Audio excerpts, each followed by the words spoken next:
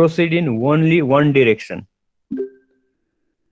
र त्यो प्रोसेसको त्यस्तो टाइपको डिरेक्सनल फिचर एक्सप्लेन गर्नको लागि चाहिँ फर्स्ट ल मात्रै सफिसिएन्ट हुँदैन. So for that we should use second law भन्ने एउटा स्टेटमेन्ट हामीले लेखेको थियौँ है. अब त्यसैको ग्राउन्डमा अब फर्दर आज चाहिँ हामी सेकेन्ड लको स्टेटमेन्ट हेर्छौँ. र अब सेकेन्ड लको स्टेटमेन्टमा फर्स्ट लको स्टेटमेन्टमा मेनली युज हुने प्रोपर्टी हामीले मास एन्ड एनर्जी भनेको जस्तै सेकेन्ड लमा युज हुने प्रोपर्टी भनेको चाहिँ एन्ट्रोपी हो. सो त्यो भएको भएर हामी त्यो स्टेटमेन्टमा जानुभन्दा पहिले एन्ट्रोपी के हो हेर्छौँ. अनि एन्ट्रोपी डिफाइन गरेर त्यसको बेसिसमा अनि सेकेन्ड लको स्टेटमेन्टहरू अब हेर्दै जान्छौँ है. सुरुमा आइसोलेटेड सिस्टमको लागि, अनि त्यसपछि क्लोज सिस्टमको लागि, अनि ओपन सिस्टमको लागि.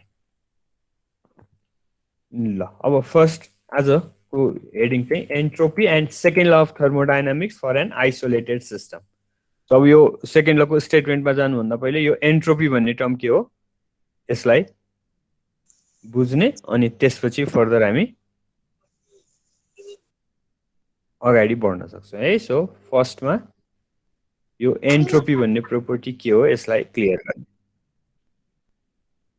ल अब यसको स्टार्ट चाहिँ कहाँबाट गर्नु पर्यो भने अगेन म त्यो अघि मैले आज नै सुरु गरेको. अब भन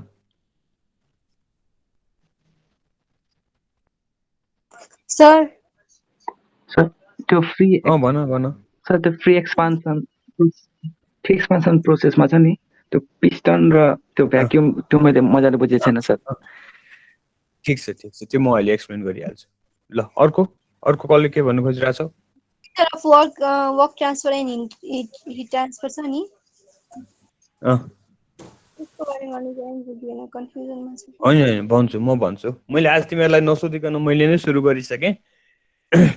तिमीहरूले भनेको अब वर्क र हिटको डिफ्रेन्स तिमीले यहीबाट पनि सोधेको होला. अर्को हामीले रिभर्सिबल इरिभर्सिबलमा पनि कुरा गर्छौँ, त्यहाँ पनि आउँछ. यो पार्टमा नि अलिकति आउँछ, तिमी सुन. त्यसै गरी अर्को तिमीले भनेको फ्री एक्सपान्सन पनि त्यो रिभर्सिबल इरिभर्सिबलमा आउने हो, म एक्सप्लेन गर्छु. तिमीहरूले एकचोटि पढेर आयो भनेपछि मैले तिमीलाई बनाउनु खोजेकै यति मात्रै हो क्या. तिमीले त्यति पढ्दै आयो भने तिमीले कुन पोइन्ट बुझेको रहेनछौ भनेर तिमी अहिले तिम्रो माइन्डमा लिएर आइरहेछौ. अब त्यो भएपछि मैले त्यो पार्ट एक्सप्लेन गर्दाखेरि तिम्रो कन्सन्ट्रेसन झन् बढ्छ. त्यो भएपछि त्यो पार्ट तिमी सुन, म भन्छु. अनि त्यो मैले एक्सप्लेन गरेकोबाट पनि तिमीलाई अझै केही क्लियरिटी छैन भने अनि फेरि तिमीहरू मलाई सोध, म अझै फर्दर त्यसलाई इलाबोरेट गर्छु है त. सर भन सर यो ग्राफको हुन्छ नि सर, एकचोटि एउटा यो टिभी ग्राफ एकचोटि कन्फ्युज तपाईँले एउटा भन्नुभएको थियो अनि मनोज सरले अर्कै भन्नुभयो कि सर. पुरै त्यस्तो हुँदैन भने तिमीले प्रब्लम फरक होला. त्यस्तो एउटै फिगरको दुईटा सोल्युसन कहाँबाट हुन्छ? कुन फिगर एक्ज्याक्ट कुन प्रब्लम? उ त्यो के सर टिभी डायग्राम होइन सर, स्याचुरेटेड कम्प्रेस लिक्विडबाट सुपर हिटेड भ्यापरसम्म जाँदा एट कन्स्ट्यान्ट प्रेसर एकचोटि सर त्यो ड्र गरिदिन्छ. त्यही गरेको सर, सरले अर्कै गरिदिनु भयो कि सर भनेको. अनि मैले सोधेको क्वेसन वालाको ग्राफ भनेको 200 किलो पास त्यो बुकमा मिस्टेक भयो, बुकमा मिस्टेक छ त्यो है. कम्प्रेस लिक्विडबाट सुपर हिटेडसम्म कन्स्ट्यान्ट प्रेसरमा हो. TV diagram sir constant. ल पिभी नि गर्ने, पिभी यो भयो. Compress liquid to super heated भनेको होइन त तिमीहरूले? हो सर.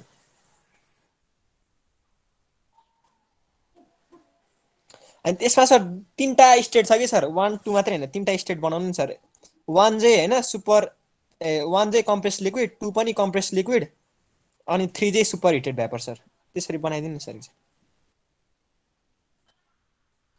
होइन तिमीले कुनै पर्टिकुलर प्रोसेसको सोधेको कि थ्योरिटिकल क्वेसन कि मैले तिमीहरूको क्वेसन क्लियरली बुझिरहेको छु.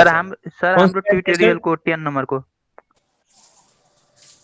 बुक छ तिमीहरूसँग बुक छ? बुक छ सर. त्यो बुकमा कतिमा छ भन त मलाई. बुकमा कति नम्बरमा छ भन त.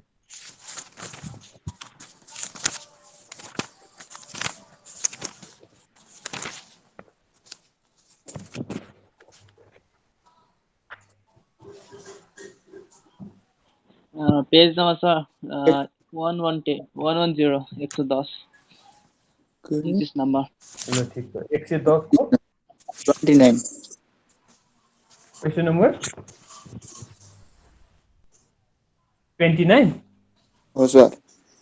ल हेर त्यसपछि ल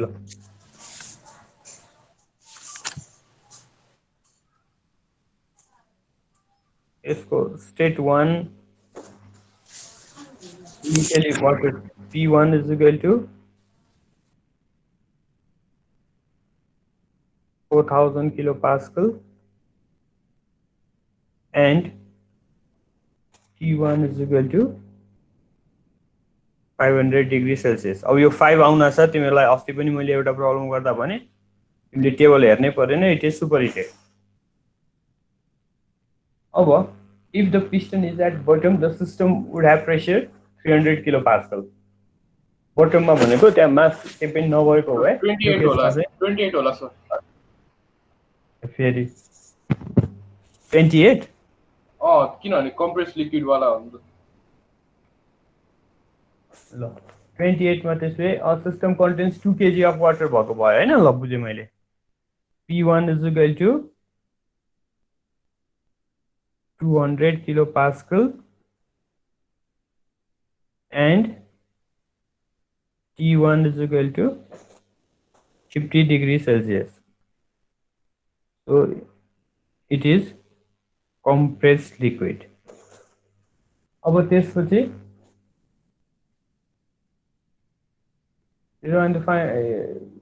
पिस्टन अपर स्टकसम्म नपुगेसम्म हिट गर्ने भनेको रहेछ. अब यो तिमीले भनेको अनुसार P3 चाहिँ यसो गरौँ न तिमीले क्याल्कुलेसन गरि नै सकेको छ होला. P2 600 भयो.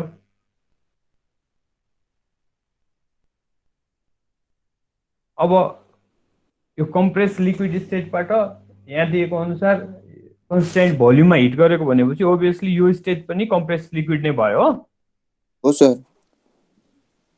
ल अब P3 is equal to 600 kilopascal अनि अब तिमीले यहाँ एउटा चाहिँ क्याल्कुलेसनबाट निकाल्नु पर्ने रहेछ. भोल्युम छ यो भोल्युमलाई 2 मिटर क्युबले डिभाइड गर्यो भने 0.75 आउँछ. अब 0.75 मिटर क्युब यो 600 को लागि कुन रिजनमा छ? सुपर हिटेड वेपरमा छ sir. 0.75 so that means it is a superheated vapor. अब तिमीले यहाँ बुझिहाल्यो होला 1 to 2 चाहिँ भोल्युम कन्स्ट्यान्ट 2 to 3 चाहिँ प्रेसर कन्स्ट्यान्ट हो सर. ल अब त्यसपछि म यो एकचोटि लेखेको हटाइदिएँ है यति.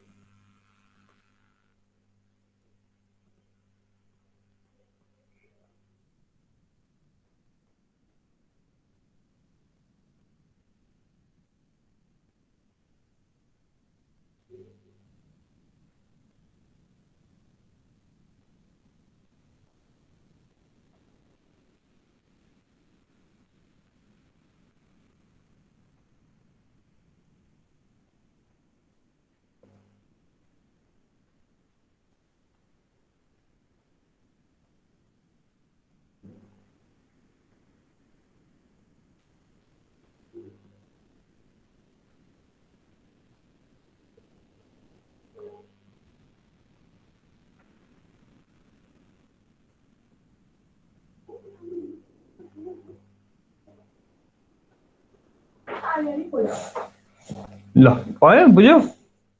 यही भने थियो सर हामीले. सरले चाहिँ 2 देखि त्यो स्याचुरेटेड लिक्विड सम्म चाहिँ स्ट्रेट लाइन नै बनाउनु भएको थियो के सर.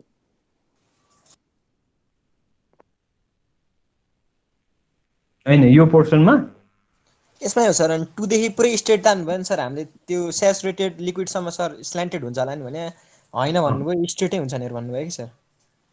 यसले होरिजेन्टल नै भन्नुभयो. हजुर हो सर. ल ठिक छ यो हो. अब धेरै उ नगर त्यस्तो यही हो. यो गर तिम्रो अरुमा नि त्यस्तो केही डाउट छ तिमीहरूको अनुसार मिलेन भने मलाई नै भन म क्लियर गर्दिउँ ल. यो यही नै हुनुपर्छ. यो ठिक छ.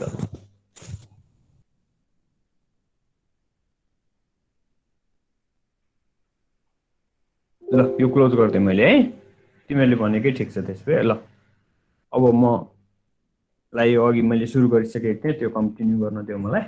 सो सेकेन्ड लले डिल गर्ने प्रोपर्टी एन्ट्रोपी भएको भएर स्टेटमेन्टमा जानुभन्दा पहिले एन्ट्रोपी क्लियर गरौँ भनेर तिमीलाई मैले अघि स्टार्ट गरिसकेको थिएँ होइन। अब एन्ट्रोपी बुझ्नको लागि चाहिँ अस्तिकै पोइन्टबाट फेरि स्टार्ट गर्ने, मैले आज पनि रिपिटेडली त्यो धेरैचोटि भनिसकेँ। So the main feature of the second law is that it defines direction of the process. बुझ्यो है, हामीले त्यो लिमिटेसन भनेर के भन्यौँ भने नेचरमा हुने प्रोसेसहरू एउटा डिरेक्सनमा आफै जान खोज्छ, अर्को डिरेक्सनमा आफै जाँदैन। सर्टेन केसमा तिमीले चाहिँ एक्सटर्नल फोर्स दियौ भने त्यो अपोजिट डिरेक्सनमा जान्छ, सर्टेन केसमा तिमीले जतिसुकै इफोर्ट लगाए पनि त्यो अपोजिट डिरेक्सनमा जाँदैन भनेर हामीले लास्ट क्लासमा डिफ्रेन्ट एक्जाम्पलहरू लियौँ। सो अब त्यसैको कन्क्लुजन अब अगाडि बढ्ने स्टेप चाहिँ के भयो त भन्दाखेरि त्यही स्टेटमेन्टलाई तिमीले अर्को वेमा भन्यो भने फर्स्ट लले डिरेक्सन एक्सप्लेन गर्न सक्दैन भन्नेको वर्ड फ्युचरलाई तिमीले अर्को वेमा भन्यो भने सेकेन्ड लले चाहिँ डिरेक्सन डिफाइन गर्छ। सो त्यो भएको भएर अब यहाँ स्टार्ट गर्न खोजेको point the main feature of the second law is that it defines direction of the process, and second law defines direction of the process in terms of system property called entropy. Second law of thermodynamics defines direction of the process in terms of system property called entropy. Now to entropy के हो बुझ्नलाई again last टाइमकै हामीले पढेको process हेर्ने, तिमीलाई अब अस्ति भनेको याद छँदैछ यो इन्सुलेटेड कन्टेनर है। मेन कुरा इन्सुलेटेड रिजिड कन्टेनरमा एउटा साइडमा ग्यास अर्को साइडमा भ्याकुम छ भने यो सिस्टम जहिले पनि स्टेट 1 बाट 2 मा जान खोज्छ, तर यो कहिले पनि 2 बाट 1 मा चाहिँ फर्किँदैन भनेर एक्सप्लेन गरेको थियो। अब यसलाई हामीले फर्स्ट लको रेफरेन्समा मात्र हेर्यौँ भने यो इन्सुलेटेड कन्टेनर भित्रको प्रोसेस भएपछि यसको स्टेट 1 मा एनर्जी जति छ स्टेट 2 मा पनि यसको एनर्जी त्यति नै हुन्छ, किन भन्दाखेरि यो प्रोसेसमा यसले एनर्जी रिलिज गर्नु पनि पाउँदैन, एनर्जी एब्जर्प्सन पनि हुँदैन। सो त्यसले गर्दाखेरि total energy during this process remains constant. अब फर्स्ट ल अनुसार टोटल एनर्जी कन्जर्भ भएपछि त 2 बाट 1 मा पनि आयो भने फर्स्ट ललाई केही अब्जेक्सन छैन, तर रियालिटीमा त्यस्तो टाइपको प्रोसेस हुँदैन। भनेपछि अब हामीले यो एन्ट्रोपी भन्ने डिफाइन गर्नलाई यही प्रोसेसमा हेर्ने, यसको यो स्टेट 1 र स्टेट 2 मा के डिफरेन्स रहेछ त भनेर हेर्ने। अब यो एन्ट्रोपी सुरुमा पढ्दाखेरि कहिले स्टुडेन्टले अलि अप्ठ्यारो पनि मानिरहेको हुन्छन्, अब यो अलि फिलोसफी टाइपको पनि छ होइन। सो यसलाई डिफ्रेन्ट एस्पेक्टबाट एन्ट्रोपीलाई बुझ्न सकिन्छ। सो एउटा एस्पेक्ट चाहिँ प्रोबेबिलिस्टिक अप्रोच भन्ने छ, हामी प्रोबेबिलिटीसँग रिलेट गरेर यो एन्ट्रोपीलाई एक्सप्लेन गर्न सक्छौँ है। सो त्यसलाई चाहिँ प्रोबेबिलिस्टिक अप्रोच अफ एन्ट्रोपी भन्छ।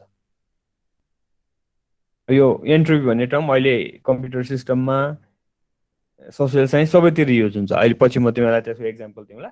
सो अब यो प्रोबेबिलिस्टिक वेबाट एन्ट्रोपी बुझ्नको लागि हेर, तिमीले यो स्टेट 1 मा भएको यो ग्यास मोलिक्युलको बिहेभियर र स्टेट 2 मा भएको यो ग्यास मोलिक्युलको बिहेभियर के रहेछ भनेर स्टडी गर्नको लागि एउटा चाहिँ तिमीले होल सिस्टमलाई कन्सिडर गरेर गर्न सक्छौ, अर्को चाहिँ तिमीले यो सिस्टममा भएको टोटल मोलिक्युलको सर्टेन पार्टलाई मात्रै लिएर यो सर्टेन पार्टको मोलिक्युलमा यो रेफरेन्स चाहिँ कमन हुनको लागि के गर्नु पर्यो भने सेम लोकेसनको सेम भोल्युमको तिमीले स्याम्पल लियो।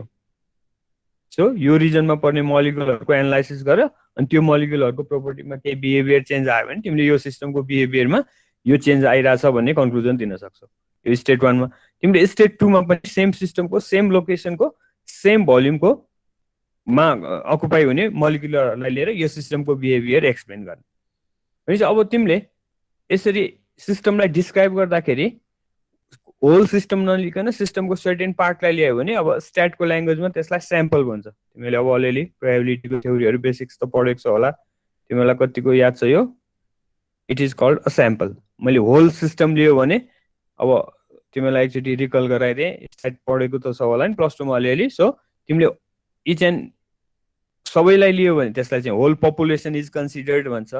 अब युजली पपुलेसनलाई कन्सिडर गर्दाखेरि धेरै डेटा आउने भयो भने स्ट्याटिस्टिकल एनालाइसिसमा चाहिँ त्यो पपुलेसनलाई रिप्रेजेन्ट गर्ने सर्टेन पार्ट अफ द पपुलेसनलाई मात्रै तिमी कन्सिडर गर्छौ अनि तिमीले कन्सिडर गरेको त्यो पार्ट अफ द पपुलेसनलाई चाहिँ स्याम्पल भन्छ।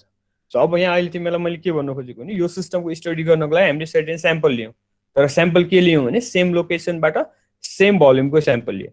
सो अब मैले यहाँ आएको स्याम्पलको स्टडीबाट यो सिस्टमको सर्टेन कुराहरू मैले एक्सप्लेन गर्न खोजेँ।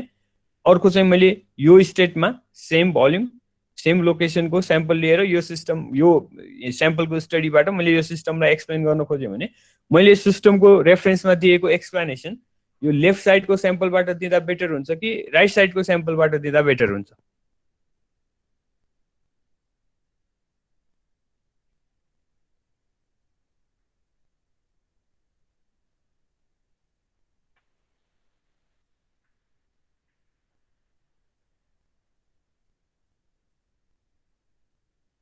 खोइ तिमीहरू सबै साइलेन्ट भयो, सुनिता राछौ नि मलाई? सर सुन्दैछु सर।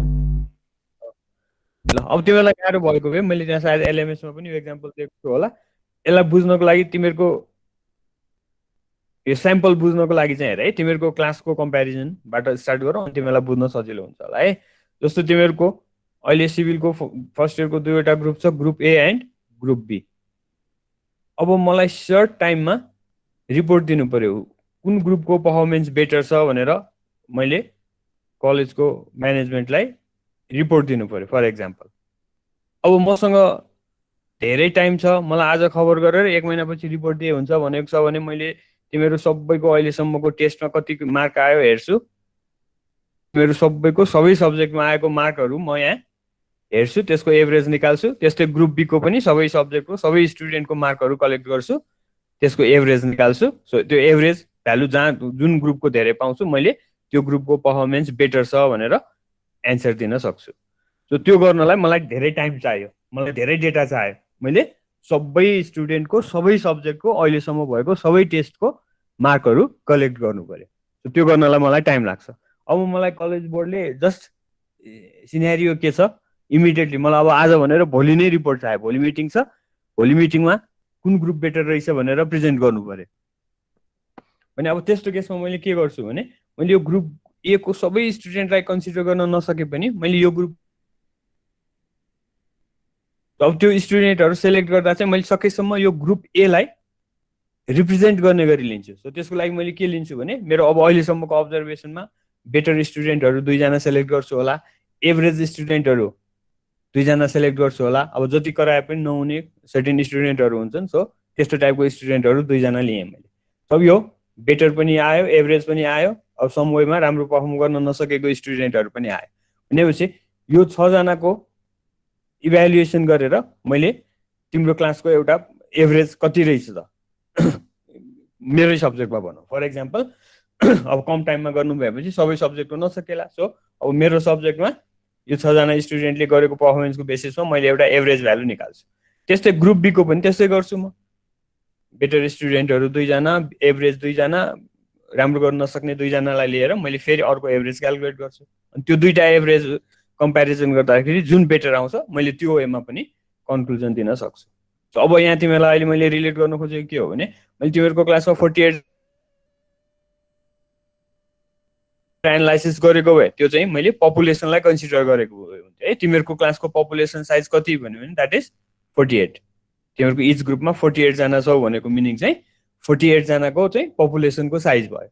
अब त्यो 48 कै गर्नलाई टाइम लाग्ने भएको भएर मैले त्यो पपुलेसनलाई रिप्रेजेन्ट गर्ने स्याम्पल लिएँ। So in this case this sample consist of 6 element. त्यो पपुलेसनको मैले सर्टेन सेलेक्टेड स्याम्पल लिएँ, तर त्यो स्याम्पल मैले कसरी लिएँ त भन्दाखेरि समहाउ यसले क्लासलाई रिप्रेजेन्ट गर्न सकोस् भन्ने सेन्समा लिएँ। त त्यसरी अहिले मैले लिएको स्याम्पलमा चाहिँ 6 स्टुडेन्ट मात्रै भयो। अब अहिले मैले तिमीलाई सोधेको चाहिँ मैले यसरी दिएको कन्क्लुजन यो 6 स्टुडेन्टको रेफरेन्समा दिएको कन्क्लुजन बेटर हो कि मैले होल 48 स्टुडेन्टकै पर्फर्मेन्स हेरेर कन्क्लुजन दिएको भए बेटर हुन्थ्यो भनेर तिमीलाई सोधेको मैले। Whole 48 sir. 48 ओभियसली हो किन। अब यसमा अहिले मैले यो बेस्ट स्टुडेन्ट भनेर लिएकोमा एक्ज्याक्टली बेस्ट स्टुडेन्ट नपर्ला, अथवा हायर ग्रेड आउने धेरै स्टुडेन्ट छन् होला, कम आउने कम छ होला, अथवा जस्ट अपोजिट कम आउने मान्छे धेरै छन् होला। सो त्यसले गर्दाखेरि मैले यो जुन फास्ट गर्नको लागि स्याम्पल लिएर स्टडी गरेँ यसमा सर्टेन इरर हुन सक्छ। अब यो 6 जनाको सट्टा मैले 12 जना लिएको भए त्यो इरर कम हुन्थ्यो होला, बुझिन्छ? त्यस्तै 12 को सट्टा 24 लिएँ भने इरर अझै घट्थ्यो। अब 24 को सट्टा मैले 48 नै लिएँ भने that is the exact index of your performance. So तिमीहरूलाई त्यो भन्न खोजेको है। सो स्ट्याटिस्टिकल अर प्रोबेबिलिस्टिक वेमा एनालाइसिस गर्दाखेरि यो स्याम्पलको साइज जति ठुलो भयो तिम्रो तिमीले दिएको कन्क्लुजनको रिलायबिलिटी त्यति नै हाई हुन्छ। सो अब त्यही कुरा यहाँ तिमीलाई कनेक्ट के गर्नु खोजेको भने हेर, given certain number of gas molecules, पहिला चाहिँ यो लेफ्ट साइडमा मात्रै बस्दाखेरि मैले त्यति नै भोल्युमको स्याम्पल लिएँ भने यहाँ ओभियसली नम्बर अफ मोलिक्युल्स धेरै आउँथ्यो होला। अब सेम ग्यास मोलिक्युल डिस्ट्रिब्युट भएर बस्दाखेरि अब सेम भोल्युमको स्याम्पल मैले लिएँ भने अब it will contain less number of molecules. अब तिमीलाई यहाँ अघि भनेको जस्तै हेर, मैले त्यो सिस्टममा भएको मोलिक्युलको सिग्निफिकेन्ट प्रोपोर्सनलाई लिएर एनालाइसिस गरेँ भने रिजल्ट रिलायबल भयो। मैले त्यो भएको मोलिक्युल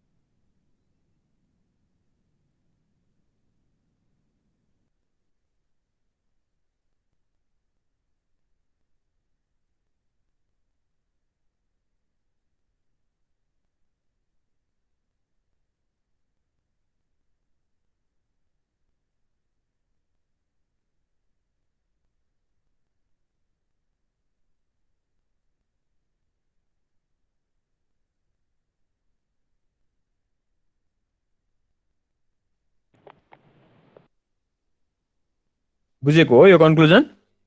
सर हजुरको साउन्डै आइरहेको थिएन, केही पनि सुनिएन। सर साउन्ड आएको छैन सर हजुरको। सर साउन्ड आएको छैन सर।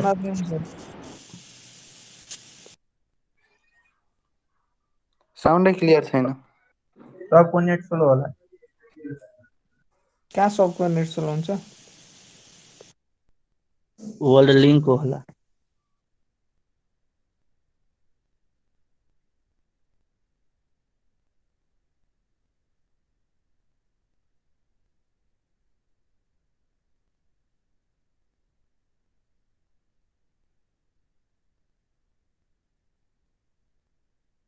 क्लासिक टेकको नेट ल्याउनु सबजना।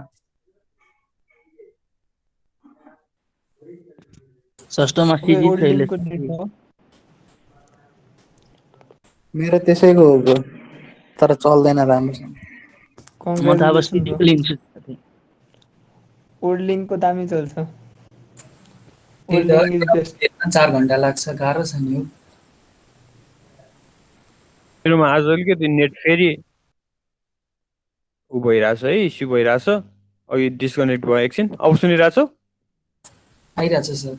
आइरहेछ सर अहिले।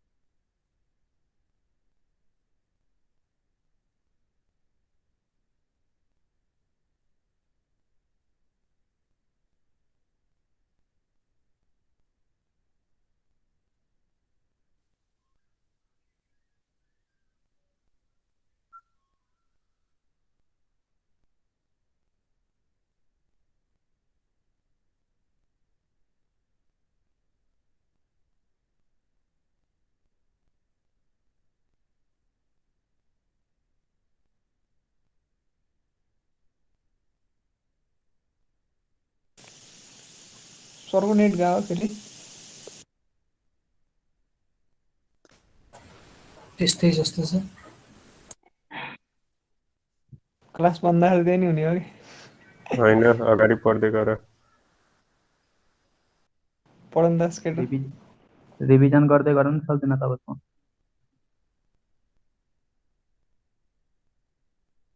अब आउँदैन नि सर। क्या कन्फिडेन्ट भएर भनेको क्या अब।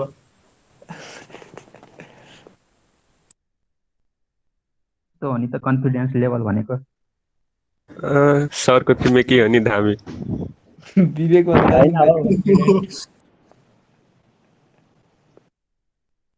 तर यस्तो प्रब्लम भइरहेछ यार आजकल। नेट नभएको बेला बत्ती नभएको बेला नेट हुन्छ, नेट नभएको बेला बत्ती हुन्न यार।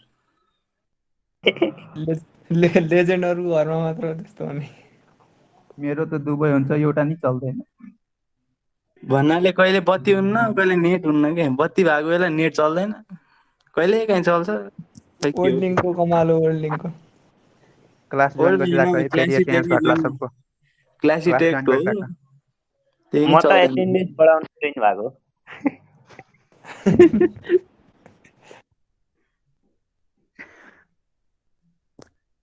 क्लास जोइन सबले गर है।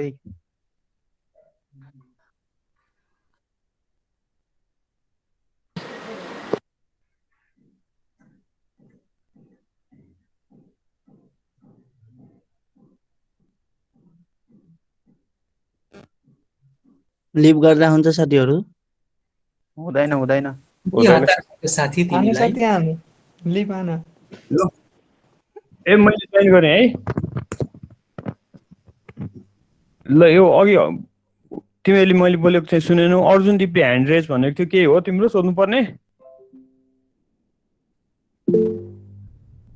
अर्जुन दिप हजुर त्यही साउन्डको बारेमा सर कुरा गर्नु। ए प्रब्लम भयो बुझेन भनेर? यस सर। ल मेरोमा यो तिमीहरूले यो मेरो साइडबाट अलिकति प्रब्लम भयो भनेर मैले नेट चेन्ज गरेँ त्यो एन्टीको फाइबर आएको रहेछ त्यो राखेँ झन् त्यो राखेपछि आउने जाने भइरहेछ क्या बिचमा ब्रेक भइरहेछ। अब अहिले लिउँ अनि अब म पछि दिउँसो सर्ट आउट गर्छु त्यो। ल अब अघि एक्सप्लेन गर्नु खोजिरहेको थिएँ तिमीले कहाँसम्म सुन्यौ मलाई त्यो पनि थाहा पाइनँ मैले। यो कम मलिक्युल भयो भने रिलायबिलिटी कम हुन्छ धेरै मलिक्युल लिएर एनालाइसिस गर्यो भने त्यसको रिलायबिलिटी धेरै हुन्छ भन्ने पोइन्टसम्म बुझेको हो? त्यो हजुरले क्लासको एक्जाम्पल दिनुभएको छ। त्यही क्लासकैमा मैले के भने 6 जनालाई लिएर गर्दा इरोर हुन्छ 12 जना लिएँ भने इरोर कम भयो 24 जना लिएँ भने झन् कम 48 नै लिएँ भने that is the perfect index of your performance त्यसमा कुनै पनि इरर हुँदैन। सो अब त्यही एस्पेक्टमा यहाँ के भन्नु खोजेको भने तिमीले लेफ्ट साइडबाट सेम भोल्युमको स्याम्पल लियो भने यसमा चाहिँ धेरै मलिक्युल पर्छ ओभियसली यो बुझ्छौ नि। यहाँ चाहिँ डिस्ट्रिब्युट भएर बसिसकेपछि तिमीले सेम भोल्युमको स्याम्पल यो सेकेन्ड केस राइट साइडबाट लियो भने त्यसमा चाहिँ नम्बर अफ मलिक्युल्स कम आउँछ। तिमीले अब लार्ज नम्बर अफ मलिक्युल्सलाई हेरेर सिस्टमको बिहेभियर एक्सप्लेन गर्यो भने त्यसको रिलायबिलिटी धेरै भयो। तिमीले कम नम्बर अफ मलिक्युल्सलाई लिएर सिस्टमको बिहेभियर एक्सप्लेन गर्यो भने यसको रिलायबिलिटी कम हुन्छ भनेको। ठिक छ त्यो पोइन्टसम्म? ठिक छ सर। बुझ्यौ त्यहाँ? ल अब त्यो यो एन्ट्रोपीलाई चाहिँ थर्मोडाइनामिक्समा चाहिँ हामीले नेगेटिभ सेन्समा लिन्छौँ। सो त्यो भएको भएर रिलायबिलिटी भनेको चाहिँ पोजिटिभ वर्ड भयो। अब त्यसको अपोजिट रिलायबिलिटीको अपोजिट भनेको चाहिँ अनसर्टेन। सो लेफ्ट साइडको सिस्टमको रिलायबिलिटी धेरै छ भनेको मिनिङ यसको अनसर्टेनिटी कम छ। राइट साइडको सिस्टमबाट एनालाइसिस गर्दाखेरि रिलायबिलिटी कम छ भन्नुको मिनिङ यसको अनसर्टेनिटी धेरै भयो। सो त्यही कुरालाई यहाँ मैले फेरि रिपिट गरेर राखिदिएको छु हेर है त। सो तिमीले if you analyse this system based on sample from the left side then it will have less uncertainty whereas if you analyse the system with reference to sample taken from the second or your right side system then it will have more uncertainty। तिमीलाई अब म यहाँ continue गर्दै जान्छु। यो probabilistic अप्रोचबाट तिमीलाई just यो uncertainty भन्ने टर्म यहाँ इन्ट्रोड्युस गर्न खोजेको। त्यो प्रोबेबिलिस्टिक अप्रोचमा यति हो। अब अर्को फेरि के हो त भन्दाखेरि अब प्रोबेबिलिटीको कुरा सिद्धियो है। तिमीलाई खालि यो लेफ्ट साइडको सिस्टमबाट एनालाइसिस गर्यो भने अनसर्टेनिटी कम हुन्छ राइट साइडकोबाट गर्यो भने अनसर्टेनिटी धेरै हुन्छ भन्ने पार्ट मात्रै तिमीलाई एक्सप्लेन गर्न खोजेको। अब अर्को वे चाहिँ तिमीले पहिलादेखि पढेको यो चाहिँ तिमीले पहिला खालि डिफिनेसन मात्रै याद गर्यो होला त्यसलाई अलिकति इलाबोरेट गर्न खोजेको हो। सो ग्यास मोलिक्युलको बिहेभियर भनेको चाहिँ they always move in randomly in the given space. ग्यासको बिहेभियर भनेकै त्यो गिभन स्पेसमा ऱ्यान्डमली मुभ भइरहेको हुन्छ। अब यो दुईवटामा चाहिँ तिमीलाई एउटा रेफरेन्स कम्पेरिजन के छ भने यो इनिसियल स्टेट 1 मा ग्यास मोलिक्युलले क्यारी गर्ने एनर्जी जति छ यो फाइनल स्टेटमा पनि यो ग्यास मोलिक्युलले क्यारी गर्ने एनर्जीको भ्यालु सेम हो किनभने यो इन्सुलेटेड रिजिड कन्टेनर भएपछि यो सिस्टमको टोटल एनर्जी कन्स्ट्यान्ट हुन्छ। भनेपछि अब सेम एनर्जी लेभल भएको ग्यास मोलिक्युलको ऱ्यान्डम मोसन कुनमा बढी हुन्छ भनेर तिमीलाई सोध्यो भने एनर्जीको भ्यालु सेम छ यहाँ चाहिँ स्पेस कम छ यहाँ स्पेस धेरै छ भन्दाखेरि ओभियसली ऱ्यान्डम मोसन राइट साइडमा धेरै हुन्छ। बुझ्यो है? तिमीलाई यहाँ कम्पेरिजन गर्न सजिलो के छ त भन्दाखेरि energy intensity of molecule same छ। सेम एनर्जी लेभल भएको मोलिकुलहरूको ऱ्यान्डम मोसन, यहाँ स्पेस कम छ यहाँ स्पेस धेरै छ भन्दा साथ ओभियसली यसमा चाहिँ ऱ्यान्डम मोसन भेरी हाई हुन्छ। सो त्यही कुरा अब मैले यहाँ फेरि अर्को पोइन्ट थप्दै, सो लेफ्ट साइडमा स्पेस कम छ द्याट्स वाइ ऱ्यान्डमनेस कम हुने भयो। अब यो केसमा स्पेस ठुलो छ एनर्जी लेभल त्यही छ, सो त्यसले गर्दाखेरि it will have more randomness. ठिक छ यो? ठिक छ सर। ल अब त्यसपछि लास्ट एउटा अर्को एस्पेक्ट चाहिँ अब यसैमा त्यो एन्ट्रोपीको लागि सजिलो हुने एउटा अर्को एक्जाम्पल, यो लास्ट टाइम हामीले डिस्कस गरेकै कुरा, वर्क ट्रान्सफर छ भने चाहिँ जहिले पनि हिट प्रड्युस हुन्छ, हिट चाहिँ आफै वर्कमा जाँदैन भनेको थिएँ। त्यो भएर अब यो वर्क र हिटमा के डिफ्रेन्स रहेछ भनेर हामीले चेक गर्न खोजेको। सो वर्क ट्रान्सफरको प्रोसेसमा तिमीले कुनै एउटा अब्जेक्टलाई सर्टेन फोर्सतिर डिस्प्लेस गर्यो होरिजोन्टल सर्फेसमा भने यो अब्जेक्ट डिस्प्लेस हुने प्रोसेसमा यहाँभित्र भएको इच एन्ड एभ्री मोलिक्युलको मोसन एउटै डिरेक्सनमा हुन्छ। सो यो अल पार्टिकल्स अर मोलिक्युल्सको युनिफर्म इफोर्टले वर्क ट्रान्सफर आउँछ। सो द्याट्स वाइ वर्क ट्रान्सफरलाई चाहिँ थर्मोडायनामिक्समा अर्गनाइज फर्म अफ एनर्जी भन्ने, because it is produced by the uniform effort and uniform orientation of the molecules.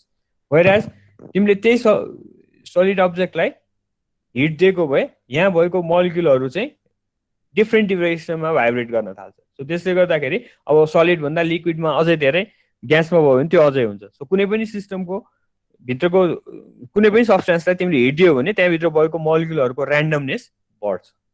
So यसरी हिटले चाहिँ मोलिक्युलहरूको ऱ्यान्डमनेस इन्क्रिज गर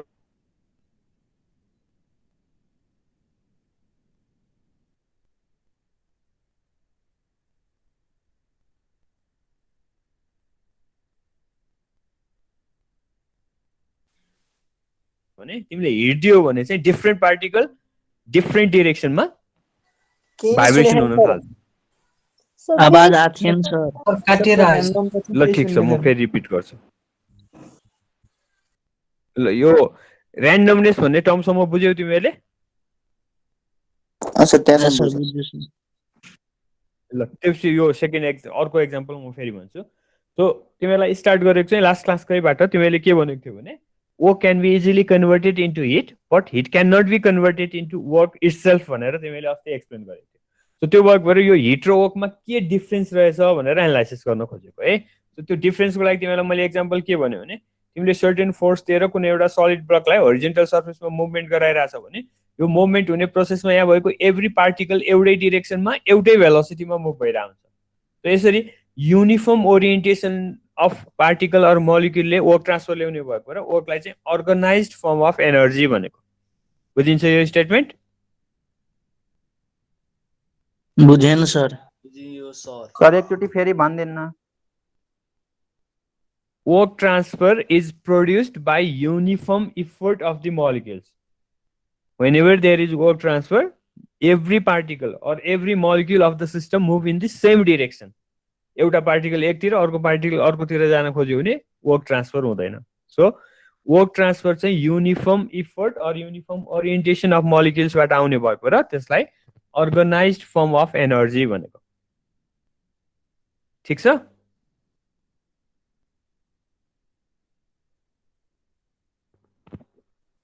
ठिक छ सर, बुझ्यो। ल अब त्यसको कन्ट्रास्टमा हेर, कुनै पनि सिस्टमलाई तिमीले हिट दियो भने त्यहाँभित्र भएको पार्टिकलहरू चाहिँ ऱ्यान्डम डिरेक्सनमा भाइब्रेट हुन थाल्छ। सलिडको केसमा भयो भने, अब लिक्विड र ग्यासको केसमा भयो भने त्यो ऱ्यान्डम मोसन नै सुरु हुन्छ। त्यही भएर हिटले चाहिँ त्यहाँ सिस्टमभित्र भएको मोलिक्युलहरूको ऱ्यान्डमनेसलाई अझै बढाइदिने भएको र यसलाई चाहिँ डिसअर्गनाइज्ड फर्म अफ एनर्जी भनेको। हिटले सिस्टमभित्र भएको मोलिक्युलहरूको ऱ्यान्डमनेस इन्क्रिज गर्छ। That's why heat is called disorganised form of energy. ठिक छ यहाँसम्म? ठिक छ सर।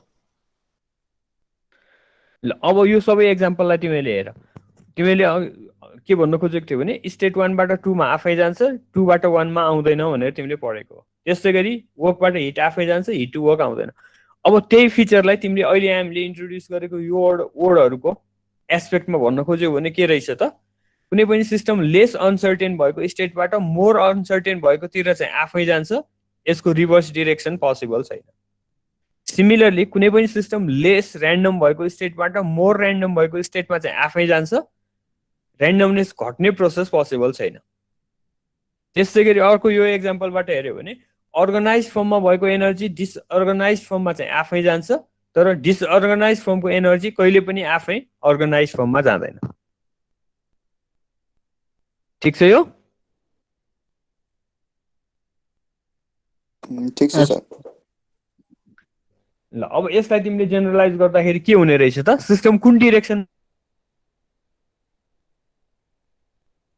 ट्रेनिटी बढ्छ, जुन डिरेक्सनमा ऱ्यान्डमनेस बढ्छ, जुन डिरेक्सनमा डिसअर्गनाइजेसन बढ्छ, त्यो डिरेक्सनमा चाहिँ सिस्टम आफै जान खोज्छ, अपोजिट डिरेक्सन पोसिबल छैन।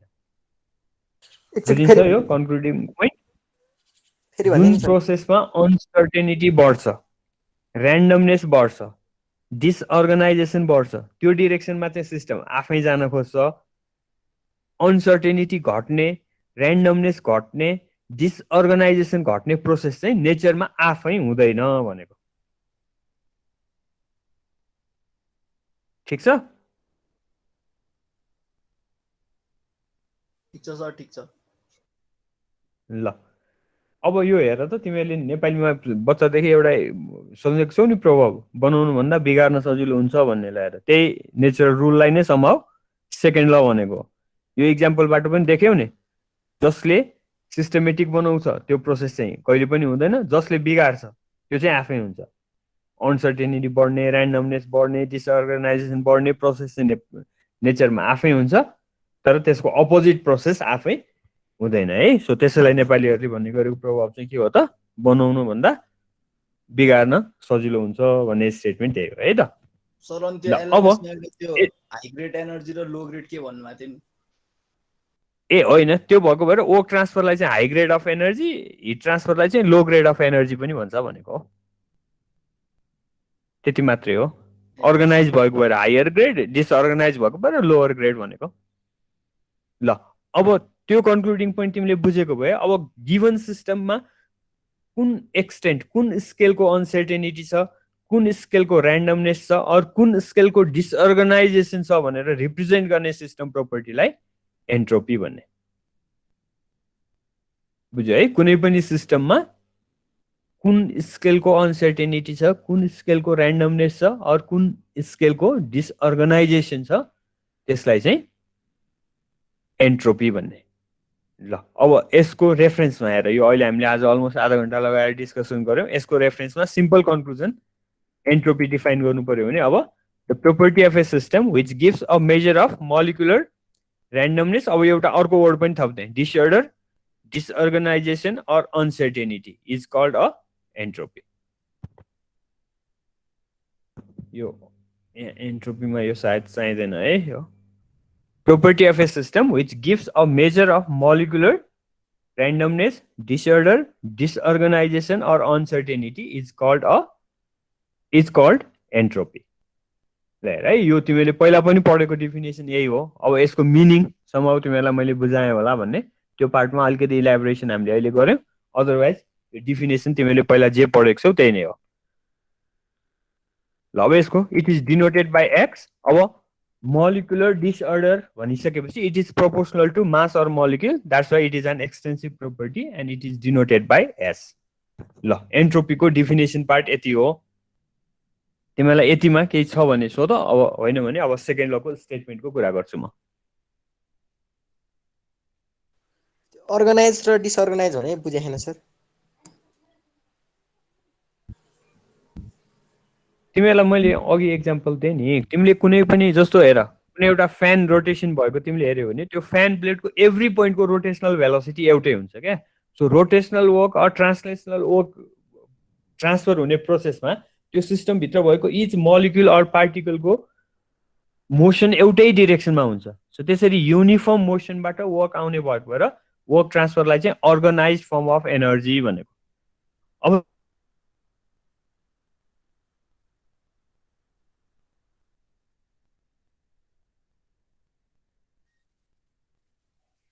सर साउन्ड आएन सर। साउन्ड आएन सर। सर साउन्ड आएन।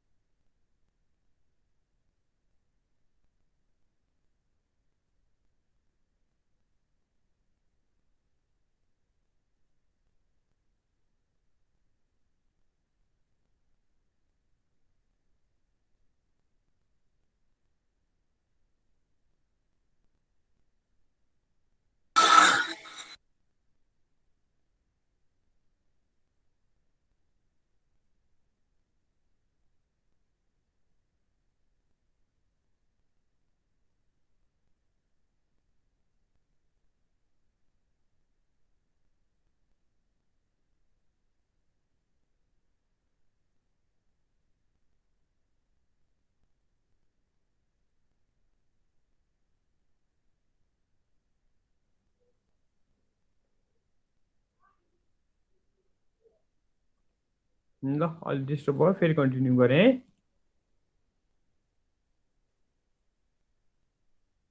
तिमीले मलाई ऱ्यान्डमनेसको सोधिरहेको थियो, बुझेको हो? छैन सर त्यो सर यसरी काटिहाल्यो तपाईँको भोइस सर। ल फेरि त्यसको रिपिट गरेँ। वर्क ट्रान्सफर हुने प्रोसेसमा तिमीले जुन सिस्टमको वर्क ट्रान्सफर अब्जर्भ गरिरहेछौ त्यसमा भएको इच पार्टिकल एउटै डिरेक्सनमा मुभ भइरहेको हुन्छ। सो त्यो एउटै डिरेक्सनको मुभमेन्ट भएको भएर त्यसलाई चाहिँ अर्गनाइज्ड भनेको।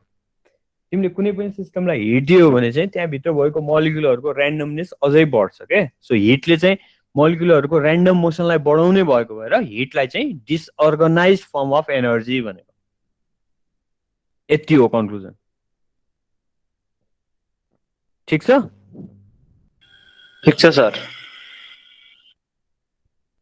तिमीहरू कसले सोधेको बुझेको हो यो?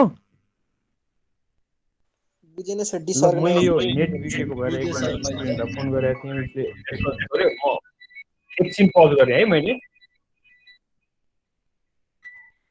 म एकछिन एउटा फोन रिसिभ गर्छु है, यो नेटको लागि स्टुडेन्टलाई गरेको थिएँ, अनि तिमीहरूलाई गर्छु फेरि।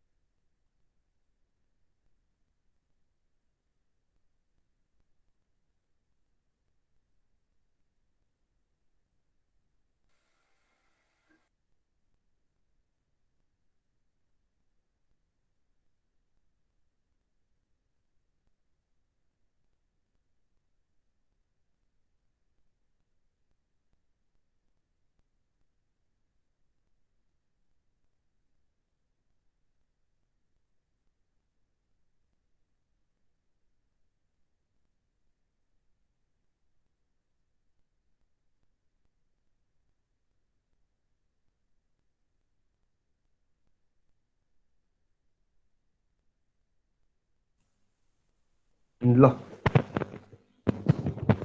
ल तिमीहरूलाई पनि एउटा सेयर गरिहालौँ हेर यो। अब हुन त उनीहरूले पनि सधैँ चाहिँ सक्दैनन्। यो विद्यार्थीहरू ग्रेजुएट अब मसँग पढ्ने विद्यार्थीहरू कोही कता भएको भएर मलाई यो कामहरू कहिलेकाहीँ चाहिँ उनीहरूलाई कम्युनिकेसन गरेर गर्न सजिलो हुन्छ। अब अहिले खबर गरेँ यो बिग्रियो भनेर एनटिसीकै एकजनाले हेरेर रिसेट छ। अब हेरौँ है त के हुन्छ। फेरि गयो भने अब पछि लागौँला। ल उसले त्यही खबर गरेको है। अब तिमीहरूलाई कन्टिन्यू गर्छु, आज साह्रै डिस्टर्ब भयो। तिमीहरू एकजना कसले अर्गनाइज डिसअर्गनाइज अझै बुझिन भनिरहेको थियो, अब भयो कि स्टिल केही छ? डिसअर्गनाइज वाला चाहिँ एकचोटि भनिदिनु न सर, फेरि बुझ्दै बुझेन। त्यही त हिटले तिमीले पहिलेदेखि पढेको छौ नि, कुनै पनि सिस्टमलाई हिट दियो भने त्यहाँभित्रको मलिक्युलहरू भाइब्रेट हुन्छ भनेर पढेको छौ नि होइन? पढेको छु सर।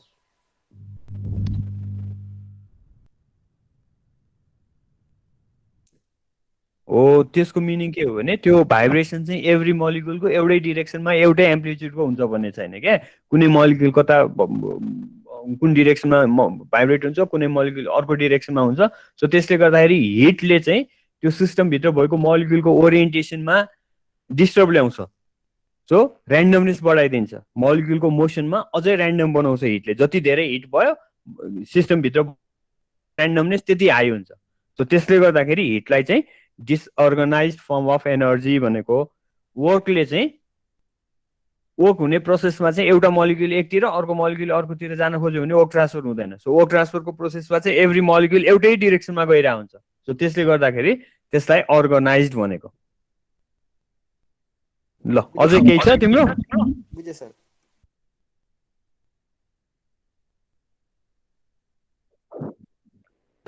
ल अब त्यसपछि म तिमीहरूलाई कहाँ पुगिरहेको थिएँ भने यो एन्ट्रोपीको डिफिनेसन दिएँ मैले। सो तिमीहरूले सर्ट फर्ममा सम्झिनको लागि measure of molecular disorder, disorganisation, randomness or uncertainty is called entropy भनेर सम्झ। अब एन्ट्रोपी मलिकुलर डिसअर्डरसँग रिलेटेड भएपछि it is proportional to mass or molecule. So it is an extensive property and it is denoted by capital letter S. अब specific entropy भयो भने small S. ल अब तिमीलाई यहाँ अब अहिले बुझ्न गाह्रो भएको भए हेर है, एउटा तिमीलाई अर्को एउटा एक्जाम्पल हेर। यो एन्ट्रोपीले थर्मोडायनामिक्समा के इफेक्ट पार्छ भनेर हेर्नु पर्यो भने हेर है। अहिले तिमीले के बुझ्यौ भने कुनै सिस्टमको टोटल एनर्जी एउटै छ र त्यो सिस्टम सिस्टमेटिक वेमा छ भने त्यसको एन्ट्रोपी कम हुन्छ। अब सेम सिस्टमको टोटल एनर्जी चाहिँ सेम छ तर त्यसमा मोलिकुलर ऱ्यान्डमनेस एक्जिस्ट गर्छ भने त्यसको एन्ट्रोपी हाई हुन्छ भनेर पढ्यो। अब यसले सिस्टमलाई के इफेक्ट गर्छ त भनेर हेर्नको लागि तिमीलाई अर्को एउटा वेमा एउटा एक्जाम्पल दिन्छु हेर। कुनै दुईवटा लाइब्रेरीको कम्प्यारिजन गर तिमी।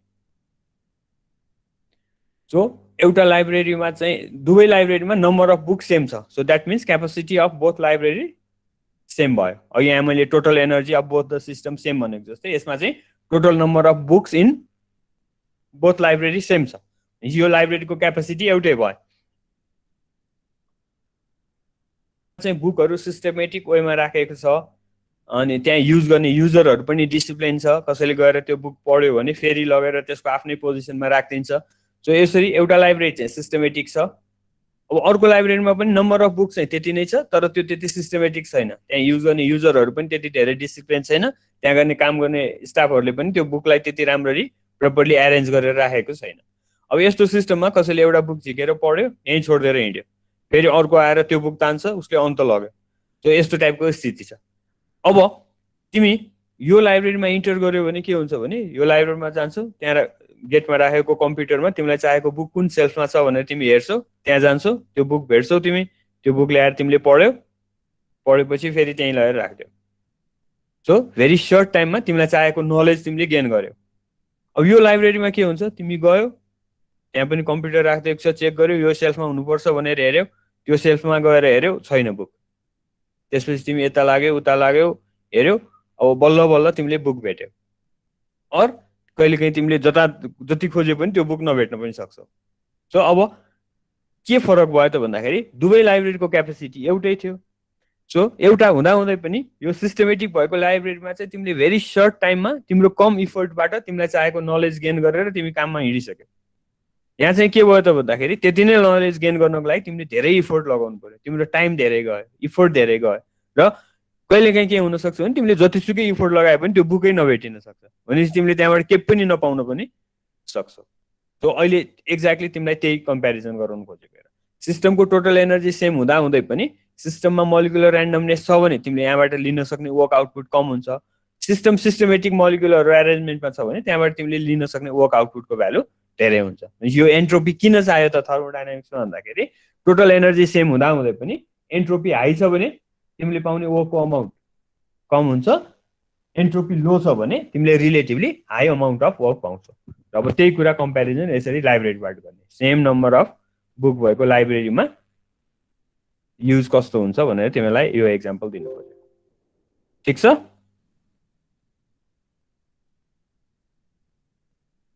अगाडि बढे हुन्छ?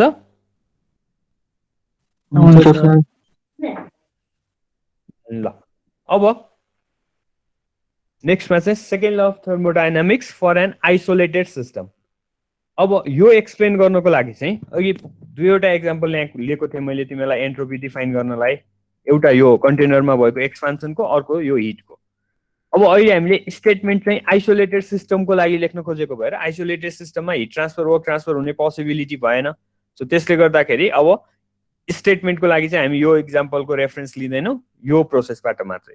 यो अघि मैले सुरुदेखि तिमीलाई यो इन्सुलेटेड रिजिड कन्टेनर भनेको भएर यो चाहिँ आइसोलेटेड सिस्टम भयो। सो अब यो प्रोसेसको रेफरेन्समा हामी सेकेन्ड लको स्टेटमेन्ट लेख्छौँ। Second law of thermodynamics for an isolated system. अब यहाँ हेर है अघिकै कुरा लिएँ मैले फेरि। सो यो सिस्टमको अनसर्टेनिटी कम छ ऱ्यान्डमनेस कम छ भनेको meaning it has lace entropy. तिमीले यहाँ अघि डिफाइन गरिसक्यौ सिस्टमको अनसर्टेनिटी अर ऱ्यान्डमनेसलाई।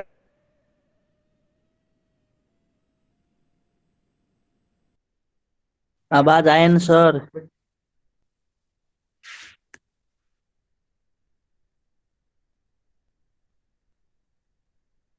सिस्टम आफै जान खोज्छ अपोजिट पोसिबल हुँदैन भनेको थिएँ। अब त्यही कुरालाई तिमीले एन्ट्रोपीको रेस्पेक्टमा भन्यो भने के हुने रहेछ त जुन प्रोसेसमा एन्ट्रोपी बढ्छ त्यो प्रोसेस आफै हुन खोज्छ। जुन प्रोसेसमा एन्ट्रोपी घट्छ त्यो प्रोसेस पोसिबल छैन। बुझिन्छ यो?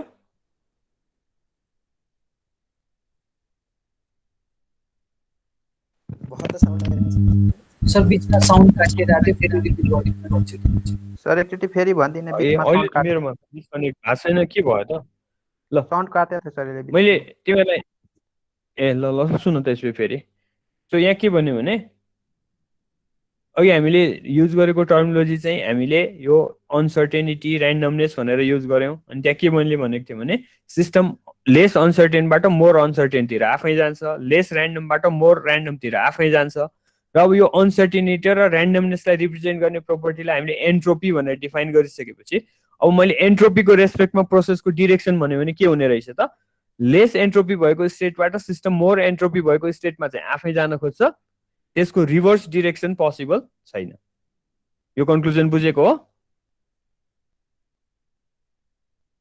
बुझ्यो सर बुझ्यो सर ल अब यसलाई जेनरलाइज रुल बनाइदियो सो कुनै पनि सिस्टममा प्रोसेस भयो भने त्यो प्रोसेसमा एन्ट्रोपी के हुने रहेछ त बढ्छ हैन सर इन्क्रिज अर डिक्रिज सोधेको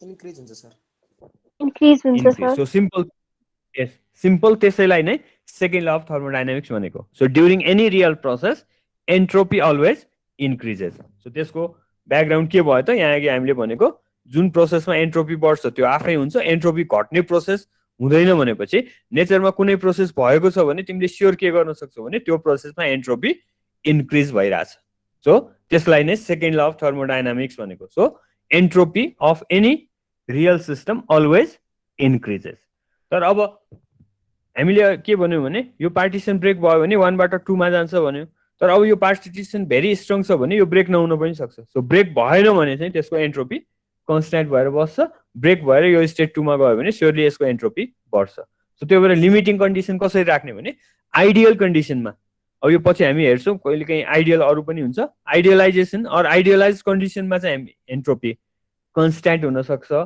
अदरवाइज अल रियल प्रोसेसमा एन्ट्रोपी बढ्छ सो त्यसैलाई सेकेन्ड लको स्टेटमेन्ट भनेर लेख्ने सो यसको मिनिङ हेर अब entropy of an isolated system always increases यहाँ यसरी लेखे पनि हुन्छ है always increases in all real process real प्रोसेसमा चाहिँ स्योरली एन्ट्रोपी बढ्छ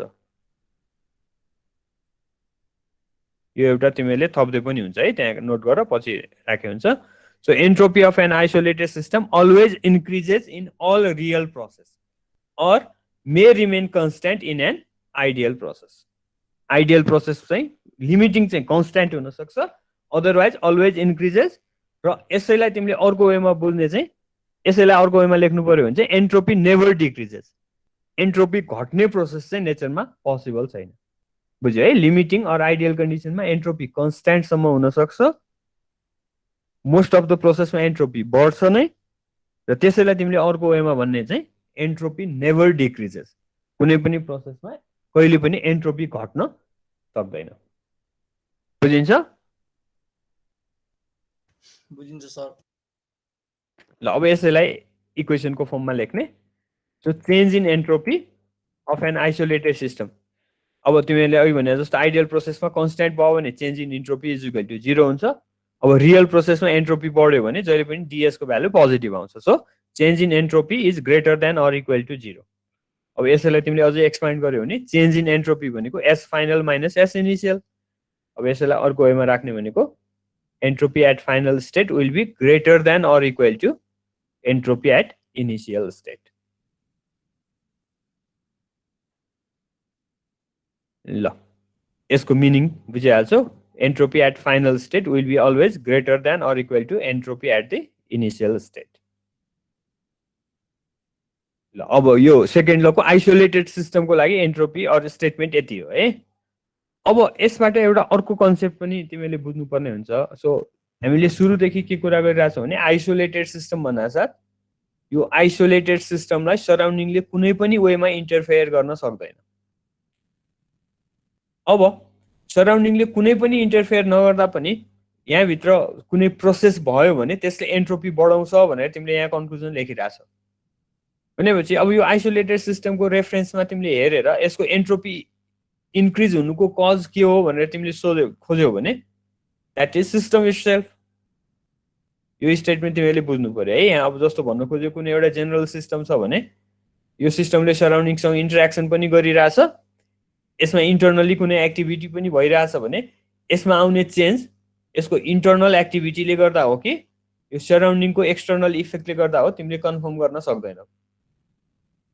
बुझ्यो है? सिस्टममा इन्टरनल एक्टिभिटी पनि भइरहेछ, एक्सटर्नल इन्टरफेरेन्स पनि छ भने यो सिस्टममा आएको चेन्ज यो इन्टरनल एक्टिभिटीले गर्दा हो कि एक्सटर्नल इन्टरफेरेन्सले गर्दा हो, तिमीले स्योर गर्न सक्दैन।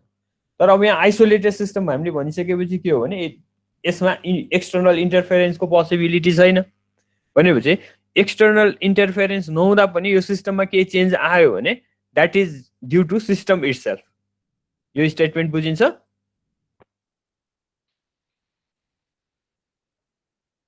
छैन सर। आइसोलेटेड सिस्टमलाई सराउन्डिङले कुनै पनि वेमा इन्टरफेयर गर्नै सक्दैन। जब सराउन्डिङको कुनै पनि इन्टरफेरेन्स छैन तै पनि सिस्टममा केही चेन्ज आयो भने that change is caused by system itself भन्ने स्टेटमेन्ट बुझ्छौ कि बुझ्दैन? बुझ्यो सर। ल अब यसरी आइसोलेटेड सिस्टममा सराउन्डिङको कुनै पनि इन्टरफेरेन्स नहुँदा पनि यसको एन्ट्रोपीमा चेन्ज आउँछ भने त्यो increase in entropy is caused by system itself. That's why change in entropy of an isolated system is also called entropy generated by the system or entropy produced by the system. यो एउटा second लमा आउने अलिकति important theoretical concept हो, यो बुझ्नु पर्यो है त। आइसोलेटेड सिस्टममा सराउन्डिङको कुनै पनि इन्टरफेरेन्स नहुँदा पनि एन्ट्रोपीमा चेन्ज आउँछ भने त्यो एन्ट्रोपीको चेन्जको रिजन भनेकै सिस्टम आफै भयो। सो त्यो भएको भएर आइसोलेटेड सिस्टममा जति अमाउन्टमा एन्ट्रोपी चेन्ज आउँछ त्यसलाई चाहिँ entropy produced or entropy generated by the system भन्ने। बुझ्यो है? तिमीलाई मैले मेन बुझाउनु खोजेको सराउन्डिङले केही पनि गरेको छैन तै पनि एन्ट्रोपी बढ्यो भने त्यो कहाँबाट आयो त भन्दाखेरि त्यो सिस्टमले नै ल्यायो भन्न खोजेको। So change in entropy of an isolated system is also called entropy produced or entropy generated. बुझिन्छ यो प्याराग्राफ लास्टमा लेखेको? Yes sir. ल अब यो सेकेन्ड लमा अलिकति कम्प्लेक्सिटी चाहिँ यसको इक्वेसनमा इनइक्वेलिटी साइन आउँछ। अब मैले चेन्ज इन एन्ट्रोपी जति छ त्यसलाई नै एन्ट्रोपी जेनेरेसन भन्दै भने अब यो इक्वेसन के हुन्छ बुझ्छौ तिमीले? Change in entropy minus entropy generation should be equal to what? के हुनु पर्यो त? 0 0। सो अब नेक्स्ट लाइन त्यही हो हेर। So you can rewrite this equation 5.1 to avoid inequality sign as change in entropy minus entropy generation, it is only for an isolated system, is equal to 0. अब यसमा तिमीले फेरि के बुझ्नु पर्यो फर्दर भने यो एन्ट्रोपी जेनेरेसन भनेको चाहिँ it will be greater than or equal to 0. So ideal process छ भने there will be no entropy generation, अनि त्यो केसमा चेन्ज इन एन्ट्रोपी 0 भयो। अब रियल प्रोसेस छ भने सिस्टमले एन्ट्रोपी जेनेरेट गर्छ, अनि त्यो भएपछि त्यो केसमा चाहिँ चेन्ज इन एन्ट्रोपी भनेकै entropy generated by the system. र अब अर्को जस्ट यो त्यति इम्पोर्टेन्ट छैन। यो 5.1 लाई तिमीले रेटको टर्ममा राख्यो भने यो वेमा राख्न सक्छौ भनेर देखाउन खोजेको। त्यस्तै 5.3 लाई रेटको टर्ममा राख्यो भने यो वेमा लेख्न सक्छौ भनेर देखाएको। ल यो सेसन यति नै हो।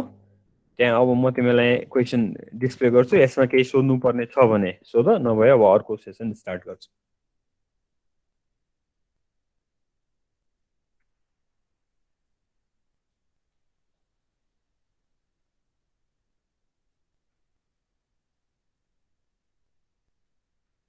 ठिक छ?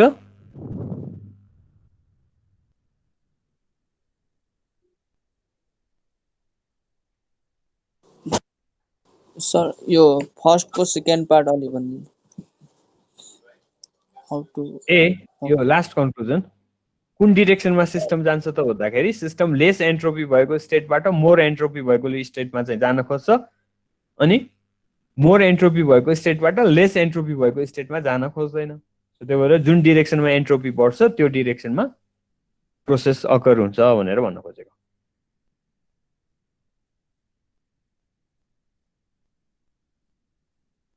ठीक छ? भन भन। यो इन्ट्रोपी जेनेरेसनको मिनिङ भनेको त्यही अघि भर्खर लास्टमा एक्सप्लेन गरेको आइसोलेटेड सिस्टममा सराउन्डिङको कुनै पनि इन्टरफेरेन्स नहुँदा पनि एन्ट्रोपी इन्क्रिज भइरहेछ भने त्यो entropy increase is caused by system itself that's why change in entropy of an isolated system is also called entropy generation अनि अघि अर्को चाहिँ तिमीलाई अघि भनेको अब आइडियल छ भने एन्ट्रोपी जेनेरेसन हुँदैन अनि त्यो केसमा एन्ट्रोपी चेन्ज 0 भयो अब रियल केसमा चाहिँ एन्ट्रोपी जेनेरेट हुन्छ that's why change in entropy will be greater than 0 भन्न खोजेको सिम्पल त्यति सम्झ है सराउन्डिङको इन्टरफेरेन्स नहुँदा पनि एन्ट्रोपी बढ्छ भनेर हामीले स्टेटमेन्ट लेखिसकेपछि सो त्यो एन्ट्रोपी बढ्नुको रिजन सिस्टम आफै हो द्याट्स वाइ त्यो जुन इन्क्रिज इन एन्ट्रोपी छ that is also called entropy generation भनेको सर आइडियल भयो भने चाहिँ किन यो इन्ट्रोपी कन्स्ट्यान्ट हुन्छ सर अब अझै त्यो रिभर्सिबल इरिभर्सिबल कुराहरू आउँदैछ त्यो पनि हेर एकछिनमा है अनि म त्यसपछि तिमीलाई एक्सप्लेन गर्छु त्यो फर्दर अरू प्रोसेसमा पनि हेरौँ अनि अझै मैले इलाबोरेसन आइहाल्छ त्यसमा है आइडियल प्रोसेस भनेको के हो अझै स्टिल हामीले कुरा गरिसकेको छैनौँ म तिमीलाई अब अर्को हेडिङमा आउँछ अनि देखाउँछु है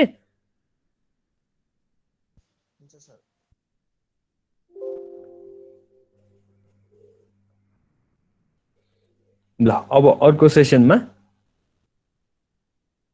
रिभर्सिबल एन्ड इरिभर्सिबल प्रोसेसेस भनेर राखेको छ अब तिमीलाई याद छ भने तिमीले यही हेडिङ च्याप्टर 1 मा पनि पढेको थियौ च्याप्टर 1 मा चाहिँ के भनेको थियो भने process very slow infinite equilibrium state हुँदै गयो भने तिमीले त्यसलाई ब्याक लैजाने पोसिबिलिटी हुन्छ इन द्याट सेन्स त्यसलाई रिभर्सिबल अब भेरी सर्ट इन्टरभलमा 1 बाट 2 मा गयो इन्टरमिडिएट स्टेट स्टेबल भएन भने तिमीले खोजेको एभ्री पोइन्टबाट ब्याक लैजान सक्दैनौ that's why it is irreversible भनेर हामीले डिफाइन गरेको थियौँ सो त्यो एउटा एस्पेक्ट भयो अब चाहिँ हामीले यो रिभर्सिबल इरिभर्सिबल प्रोसेस डिफाइन गर्नको लागि we use the term entropy अहिले भर्खर हामीले डिफाइन गरेको एन्ट्रोपीको रेफरेन्समा पनि हामीले प्रोसेसलाई रिभर्सिबल अर इरिभर्सिबल डिफाइन गर्न सक्छौँ सो अब च्याप्टर 1 मा पढेको चाहिँ पोसिबिलिटीको मात्रै कुरा गरेको है प्रोसेस भेरी स्लो भयो भने it may be reversible if process occurs very fast it may be an irreversible process may be हो त्यो चाहिँ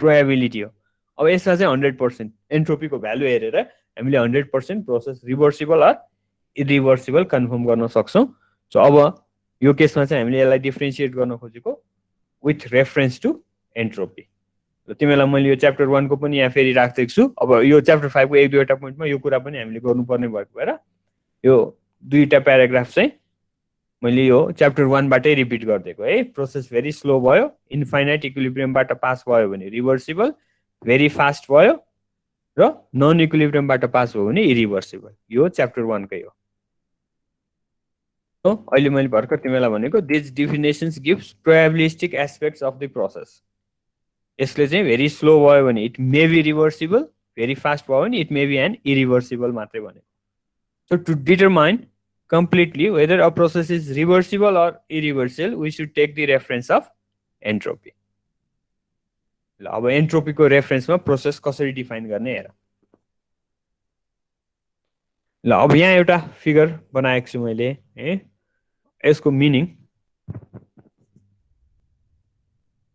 तिमीले यहाँ एउटा के बुझ्नु पर्यो भने अहिले मैले जस्ट जुन 5.2 मा तिमीलाई स्टेटमेन्ट भने that is applicable only for an isolated system अब तिमीले रिभर्सिबल र इरिभर्सिबल प्रोसेस भनेर चाहिँ any type of system close open any type of सिस्टमको लागि तिमीले डिफाइन गर्न खोजेको छौ अब तिमीसँग प्रिन्सिपल छ आइसोलेटेड सिस्टमको लागि मात्रै तिमीले यो प्रिन्सिपललाई क्लोज सिस्टमको लागि अप्लाई गर्न खोज्यौ भने त्यो कसरी गर्ने भनेर यहाँ एउटा एक्सप्लेन गर्न खोजेको है जस्तो तिमीले कुनै एउटा रुममा ल्याएर हट वाटर ग्लासलाई राख्यो भने यो वाटरमा हट वाटर को ग्लासलाई तिमीले राख्यो भने यो हट वाटरले सराउन्डिङ रुम एयरमा हिट दिन्छ अब मैले यो वाटर ग्लासमा हुने प्रोसेसलाई मात्रै कन्सिडर गरेँ भने अहिलेको केसमा चाहिँ यो ग्लासभित्र भएको हट वाटर चाहिँ मेरो लागि सिस्टम भयो अब यो हट वाटरले हिट कहाँ दिन्छ त भन्दाखेरि यो सराउन्डिङ रुम एयरलाई दिन्छ अब मैले आइसोलेटेड सिस्टमको प्रिन्सिपल मात्रै थाहा भएको भएर मैले यो प्रोसेसलाई आइसोलेटेड सिस्टम बनाउनलाई के गर्ने त भन्दाखेरि यो हट वाटरले जुन रुम एयरलाई हिट दिन्छ त्यो रुमलाई पनि कन्सिडर गरेर मैले त्यो रुमलाई कभर गर्ने वाल र सिलिङलाई एज ए सिस्टम लिएँ र अब यो जति वाटरले लस गरेको हिट छ त्यो सबै एयरले लियो। अब यो रुमको चाहिँ वाल सिलिङहरू चाहिँ इन्सुलेटेड छ, यहाँबाट चाहिँ हिट बाहिर गएन भने अब के हुन्छ हेर। मैले यो वाटर ग्लासलाई हेरेँ भने यो चाहिँ क्लोज सिस्टम भयो। मैले अब वाटर ग्लास र एयर दुवै पर्ने एज ए होल सिस्टम लिएँ भने त्यो चाहिँ आइसोलेटेड सिस्टम भयो। बुझिन्छ यो स्टेटमेन्ट?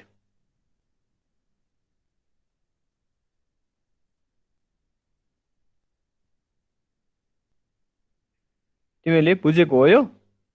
सर एकचोटि रिपिट गरिदिनु न त्यो वाटर ग्लास सिस्टम।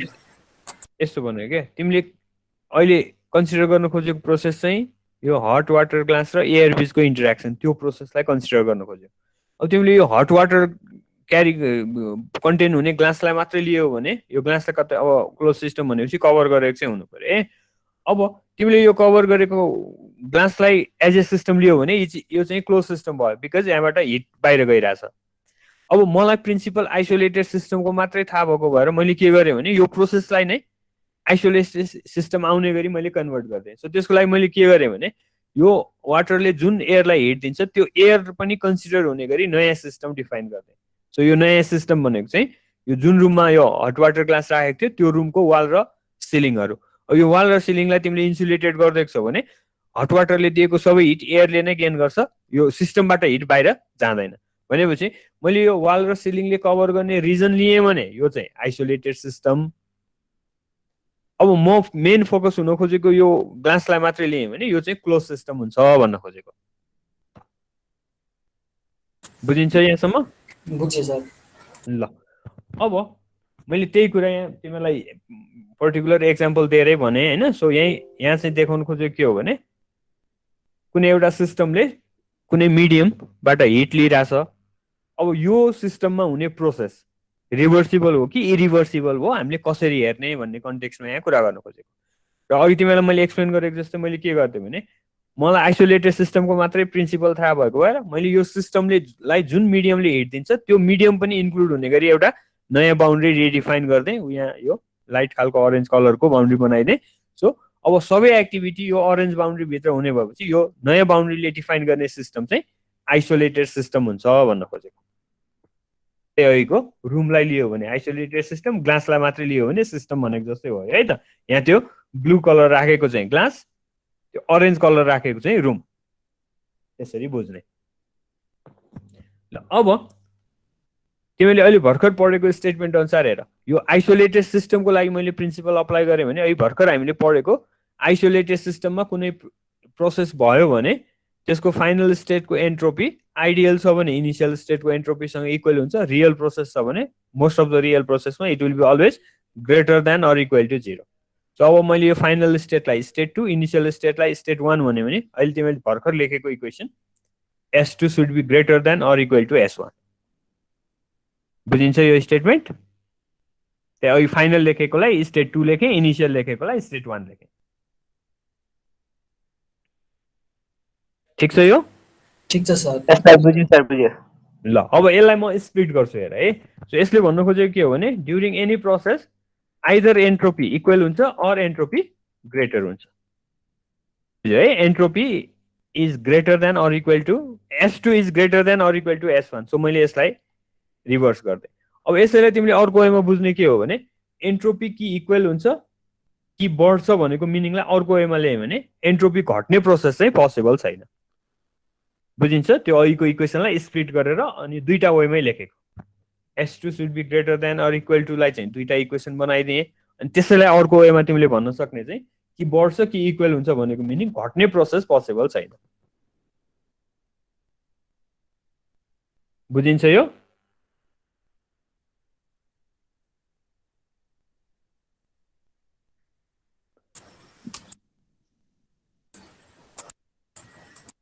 बुझेको हो?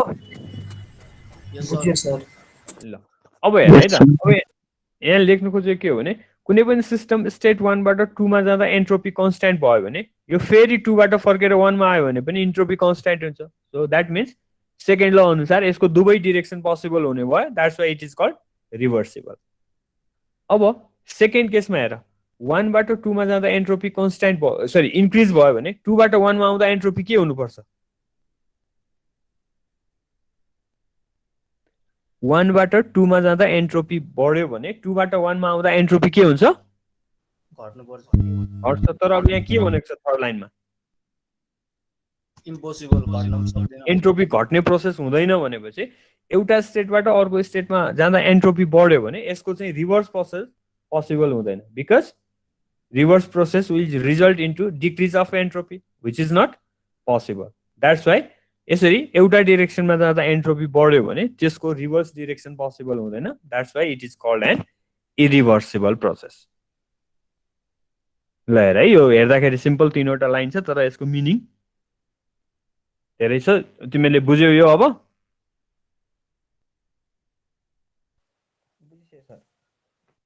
ल अब यो चाहिँ म्याथमेटिकल डिफिनेसन जस्तो भयो हेर है। 1 बाट 2 मा जाँदा सेम भयो भने 2 बाट 1 मा आउँदा पनि सेम हुन्छ। That's why reversible. 1 बाट 2 मा जाँदा बढ्यो भने 2 बाट 1 आउन सक्दैन। That's why irreversible. यो चाहिँ म्याथमेटिक्स जस्तो भयो। अब यसको मिनिङ के हो त फिजिकल भन्दाखेरि? तिमीले कुनै पनि सिस्टमलाई कुनै एउटा इन्टरफेरेन्स कुनै एउटा एक्सनले गर्दाखेरि स्टेट 1 बाट 2 मा लग्यो। अब तिमीले त्यसको रिभर्स एक्सन दियो। त्यसको रिभर्स एक्सन दिँदाखेरि सिस्टम पनि सराउन्डिङ पनि एक्ज्याक्टली पहिलेकै कन्डिसनमा फर्किन सक्यो भने टोटल एन्ट्रोपीको भ्यालु सेम हुन्छ अनि त्यो चाहिँ रिभर्सिबल प्रोसेस। तर तिमीले कुनै पनि सिस्टमलाई 1 बाट 2 मा लग्यो अनि त्यसको रिभर्स इफेक्ट दिँदाखेरि सिस्टम अर सराउन्डिङ पहिलेकै कन्डिसनमा फर्किन सकेन भने त्यो चाहिँ एन्ट्रोपी डिफरेन्स भएको स्टेट भयो अनि त्यसलाई चाहिँ इरिभर्सिबल भन्ने। म एकचोटि फेरि रिपिट गर्दै यसको फिजिकल मिनिङ चाहिँ के हो त भन्दाखेरि तिमीले सिस्टममा भएको कुनै एउटा प्रोसेस अब्जर्भ गर्यो, त्यो प्रोसेसको सर्टेन कज हुन्छ। कुनै कज कुनै इफेक्ट दिएपछि त्यो सिस्टम 1 बाट 2 मा जान्छ। अब यो जुन इफेक्टले गर्दाखेरि सिस्टम 1 बाट 2 मा गएको हो तिमीले यसको अपोजिट इफेक्ट दियो। सो अपोजिट इफेक्ट दिँदा सिस्टम पनि पहिलेकै ठाउँमा सराउन्डिङ पनि पहिलेकै कन्डिसनमा फर्किन सक्यो भने त्यो प्रोसेसमा टोटल एन्ट्रोपी एउटै हुन्छ। सो त्यो भएपछि त्यो चाहिँ रिभर्सिबल प्रोसेस। अब तिमीले रिभर्स इफेक्ट दिँदाखेरि पनि अब अहिले म यो पछि फेरि अर्को एक्जाम्पल पनि दिन्छु तिमीलाई। सर्टेन केसमा चाहिँ कि सिस्टम कि सराउन्डिङ पहिलेकै कन्डिसनमा आइदिँदैन। सो त्यसरी जे कजले गर्दा प्रोसेस भएको छ त्यसको एक्ज्याक्टली अपोजिट तिमीले दिँदा पनि सिस्टम अब पहिलेकै कन्डिसनमा इजिली फर्किन सक्दैन। अनि त्यस्तो केसमा चाहिँ प्रोसेस तिमीले अपोजिट इफेक्ट दिँदा पनि त्यो पहिलेको कन्डिसनमा फर्किएन भने त्यसको मिनिङ चाहिँ त्यहाँ चाहिँ एन्ट्रोपीमा फरक आइसकेको छ र त्यस्तो प्रोसेसलाई इरिभर्सिबल प्रोसेस भन्ने। ल अब यही कुरा यहाँ ल्याङ्ग्वेजमा लेखिदिएको छु, एकचोटि हेर। यसमा केही प्रब्लम भयो भने अनि तिमीलाई जहाँ बुझ्दैनौ त्यहाँबाट डिस्कसन सुरु गरौँला। ल हेर है, यहाँ लेखेको a process is said to be a reversible process if the initial condition of both the system and surroundings can be restored by the reverse action. So system र surrounding पहिलेकै कन्डिसनमा आयो भने चेन्ज इन एन्ट्रोपी 0 हुन्छ। So अनि त्यस्तो टाइपको process reversible हुन्छ।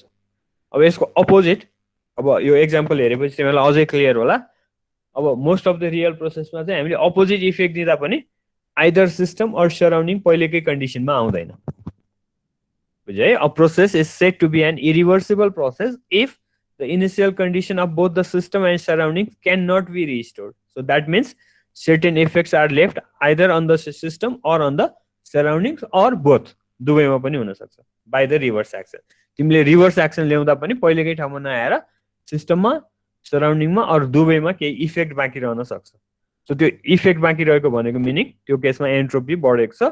That's why त्यसको अपोजिट डिरेक्सन पोसिबल छैन अनि that's why it is called an irreversible process.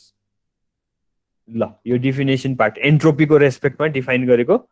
यो डिफिनेसनमा केही प्रब्लम छ भने सोध, होइन भने अब यसको फर्दर एक्सप्लेन गर्छु। सराउन्डिङ चाहिँ किन इन्क्लुड गरे सर यसमा? हजुर सराउन्डिङ चाहिँ किन इन्क्लुड गरे के सर? सिस्टम मात्रै गरे हुन्छ नि। ए सिस्टमलाई मात्रै हेरेर एन्ट्रोपी डिफाइन गर्न सकिँदैन। तिमीलाई आइसोलेटेड सिस्टमको एन्ट्रोपी बढ्छ भन्ने मात्रै थाहा भएको भएर तिमीले सिस्टम र सराउन्डिङलाई मिलाएर आइसोलेटेड सिस्टम बनाउनु पर्छ अनि मात्रै you can talk about entropy. त्यो भएको भएर सराउन्डिङलाई पनि लिएको। यो एउटा चाहिँ एक्सेप्सनल केस हो।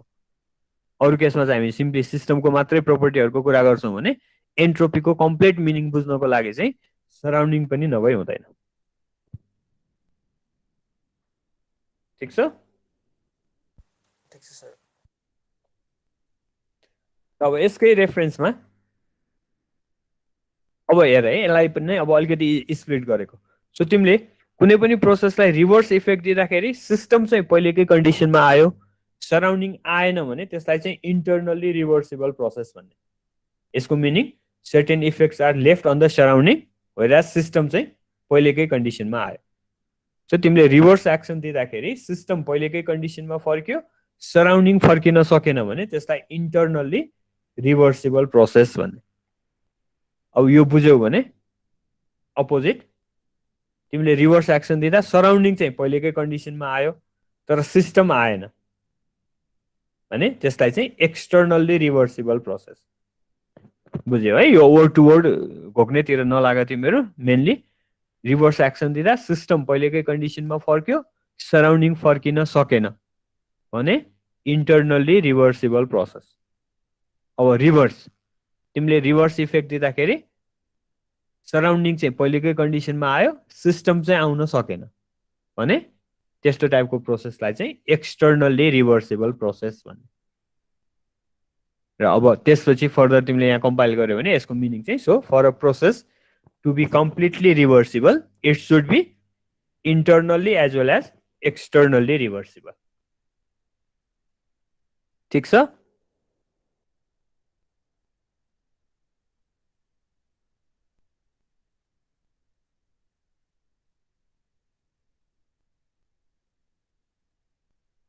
ठिक छ यहाँसम्म अगाडि बढे हुन्छ हुन्छ सर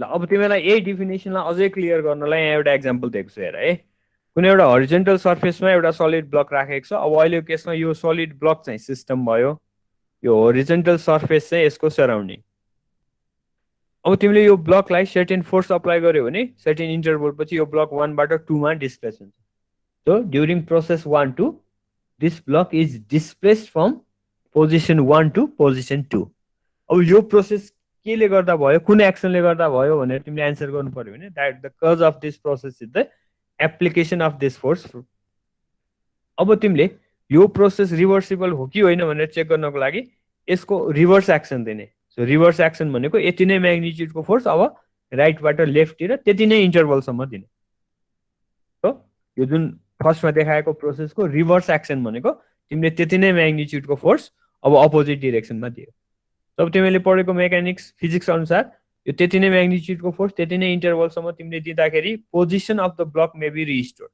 तर अब यही प्रोसेसलाई तिमीले थर्मोडाइनामिक एस्पेक्टबाट हेऱ्यौ भने सो यो प्रोसेसलाई एक्सप्लेन गर्नको लागि रिलेभेन्ट हुने थर्मोडाइनामिक प्रोपर्टी भनेको टेम्परेचर सो अब तिमीले यसलाई डिस्प्लेस गर्ने प्रोसेसमा तिमीलाई थाहा छँदैछ यो रियल सर्फेसमा जहिले पनि certain amount of friction present हुन्छ मैले तिमीलाई पहिला पनि भनेको छु हामीले डिफ्रेन्ट एटेम्प्ट गरेर यो फ्रिक्सनलाई मिनिमाइज चाहिँ गर्न खोज्छौँ तर जतिसुकै हामीले एटेम्प्ट गर्यो भने एब्सोल्युटली जिरो फ्रिक्सन हुँदैन सो रियल सर्फेसमा जहिले पनि सर्टेन फ्रिक्सन हुन्छ सो त्यसले गर्दाखेरि मैले यो फर्स्ट प्रोसेस लेफ्टबाट फोर्सलाई राइटतिर दिँदाखेरि यो स्लाइड हुने प्रोसेसमा यो ब्लकको पनि टेम्परेचर बढ्दै जान्छ सराउन्डिङको पनि टेम्परेचर बढ्दै जान्छ 1 बाट 2 मा जाँदा स्योरली दुवैको टेम्परेचर बढ्छ अब मैले भएन यसको टेम्परेचर बढ्यो यसलाई अब म पहिलेकै ठाउँमा ल्याउँछु मैले जे गरेँ त्यसले गर्दा टेम्परेचर बढेको भन्ने कन्क्लुजन गरेर अब म यसलाई अघि जे गरेको थिएँ त्यसको अपोजिट इफेक्ट दिन्छु र पहिलेकै ठाउँमा लैजान्छु भनेर मैले ट्राई गरेँ भने के हुन्छ त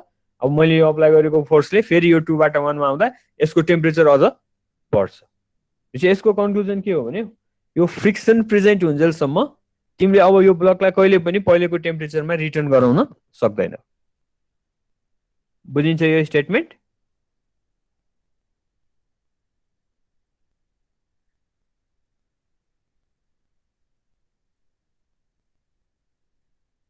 तिमीले बुझेको हो यो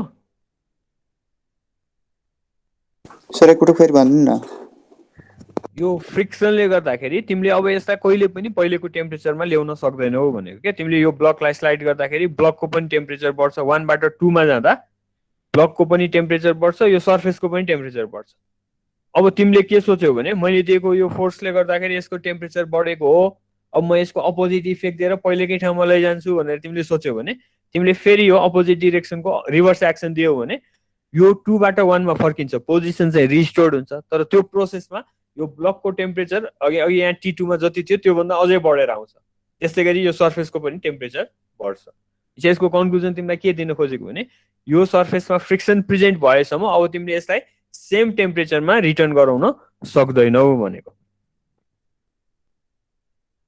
बुझिन्छ? बुझिन्छ सर।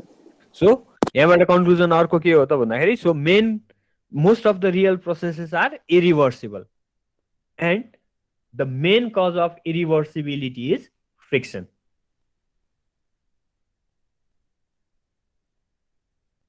ठीक छ?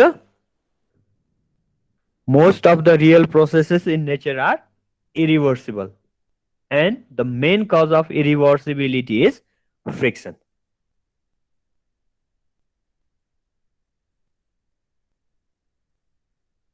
ठीक छ? अगाडि बढ्दा हुन्छ? हुन्छ सर।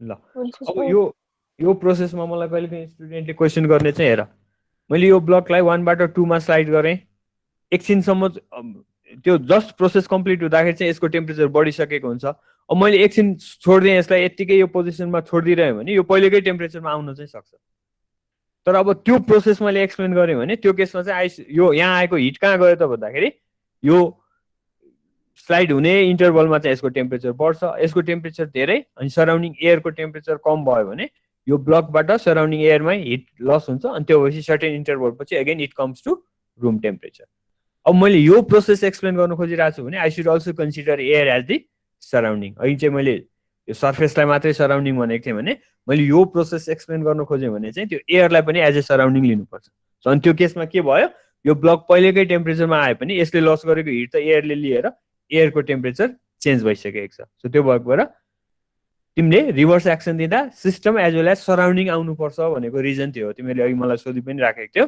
सो सिस्टमको मात्रै आएर तिमीले स्योर गर्न सक्दैन त्यो भएर सराउन्डिङ पनि हेर्नु पर्यो है सो रिभर्स एक्सन दिँदा सिस्टम पनि सराउन्डिङ पनि पहिलेकै कन्डिसनमा आयो भने द्याट इज रिभर्सिबल प्रोसेस आएन भने इरिभर्सिबल र अब यहाँबाट फर्दर हामीले के भनेको भने मोस्ट अफ द प्रोसेस चाहिँ इरिभर्सिबल नै हुन्छ र त्यो इरिभर्सिबिलिटीको मेन कज भनेको फ्रिक्सन र अघि तिमीले सोधेको थियौ नि मलाई आइडियलमा एन्ट्रोपी कन्स्ट्यान्ट हुन्छ भनेको सो अब हामीले धेरै एटेम्प्ट गरेर फ्रिक्सनलाई नेग्लिजिबल बनायौँ भने त्यसलाई चाहिँ हामीले आइडियल प्रोसेस भनेर एज्युम गर्छौँ अनि त्यस्तो आइडियल प्रोसेसमा चाहिँ एन्ट्रोपी कन्स्ट्यान्ट हुन्छ भनेर अघि एक्सप्लेन गर्न खोजेको ल अब यहाँ तिमीहरूलाई मैले भनेकै कुराहरू यहाँ टेक्स्ट पनि छ हेर है त most of the real process involving work transfer are irreversible due to friction अब अर्को पनि यो सँगै के पढ्ने भने वर्क ट्रान्सफर चाहिँ आइडियल कन्डिसनमा फ्रिक्सन छैन भने रिभर्सिबल हुने रहेछ अनि फ्रिक्सन छैन भने रिभर्सिबल फ्रिक्सन छ भने इरिभर्सिबल भयो वर्कको केस चाहिँ अब हामीले थर्मोडाइनामिक्समा पढ्नुपर्ने अर्को चाहिँ हिट ट्रान्सफर भयो सो हिट ट्रान्सफर प्रोसेस चाहिँ अलवेज इरिभर्सिबल हुन्छ अघि तिमीलाई आजको सुरुमा पनि भनेको कि because it increases randomness of the molecules so त्यो ऱ्यान्डमनेस बढ्ने भनेको एन्ट्रोपी बढ्ने भयो सो एन्ट्रोपी बढेपछि रिभर्स डिरेक्सनमा जाँदैन अघि हामीले भनिसक्यौँ है सो हिट ट्रान्सफर प्रोसेस चाहिँ अलवेज इरिभर्सिबल त्यो एउटा सम्झिनु पर्यो because it increases randomness of the molecules whereas work transfer चाहिँ लिमिटिङ आइडियल छ फ्रिक्सन छैन भने रिभर्सिबल फ्रिक्सन छ भने इरिभर्सिबल बुझिन्छ यो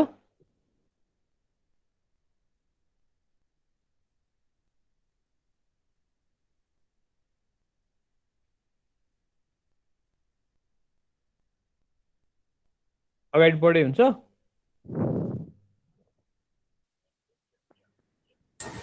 सर हुन्छ सर ल अब अहिले तिमीलाई जुन भने मैले वर्क ट्रान्सफरसँग रिलेटेड प्रोसेसले गर्दा इरिभर्सिबिलिटी आएको छ भने त्यसलाई मेकानिकल इरिभर्सिबिलिटी भन्ने हिटले सँग रिलेटेड इरिभर्सिबिलिटी छ भने त्यसलाई थर्मल इरिभर्सिबिलिटी भन्ने so there are two causes of irreversibility mechanical irreversibility and thermal यसरी सम्झिने है सो मेकानिकल चाहिँ वर्कसँग रिलेटेड अब वर्क भन्दा पनि एक्ज्याक्टली तिमीले अहिले पढेकोबाट हेऱ्यौ भने it is related to friction friction छ भने मेकानिकल इरिभर्सिबिलिटी आउँछ फ्रिक्सन छैन भने आउँदैन थर्मल भनेको अब यो थर्मल भन्ने वर्डले बुझिहाल्छौ heat so there are two causes of irreversibility thermal irreversibility and mechanical irreversibility त्यसैलाई फर्दर इलाबोरेट गर्ने हेर अब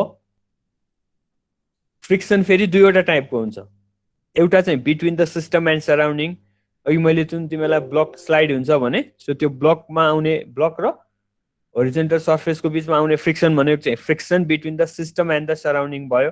अब कहिलेकाहीँ फ्रिक्सन विदिन द सिस्टम पनि हुन्छ। तिमीले कुनै एउटा लिक्विडलाई ट्रान्सफर गर्ने पम्प हेरेको छौ, तिमीले फिजिक्समा भिस्कोसिटी भन्ने टर्म बुझेको छौ भने सो तिमीले जुन सिस्टम डिभाइसको कुरा गरिरहेको छौ त्यहाँभित्र भएको सब्सटेन्स हाइली भिस्कस छ भने त्यसको इन्टरनल लेयरहरूमै सर्टेन फ्रिक्सनल लसेस हुन्छ। त्यो भिस्कोसिटीले गर्दा आउने इफेक्ट चाहिँ फ्रिक्सन विदिन द सिस्टमको एक्जाम्पल हो।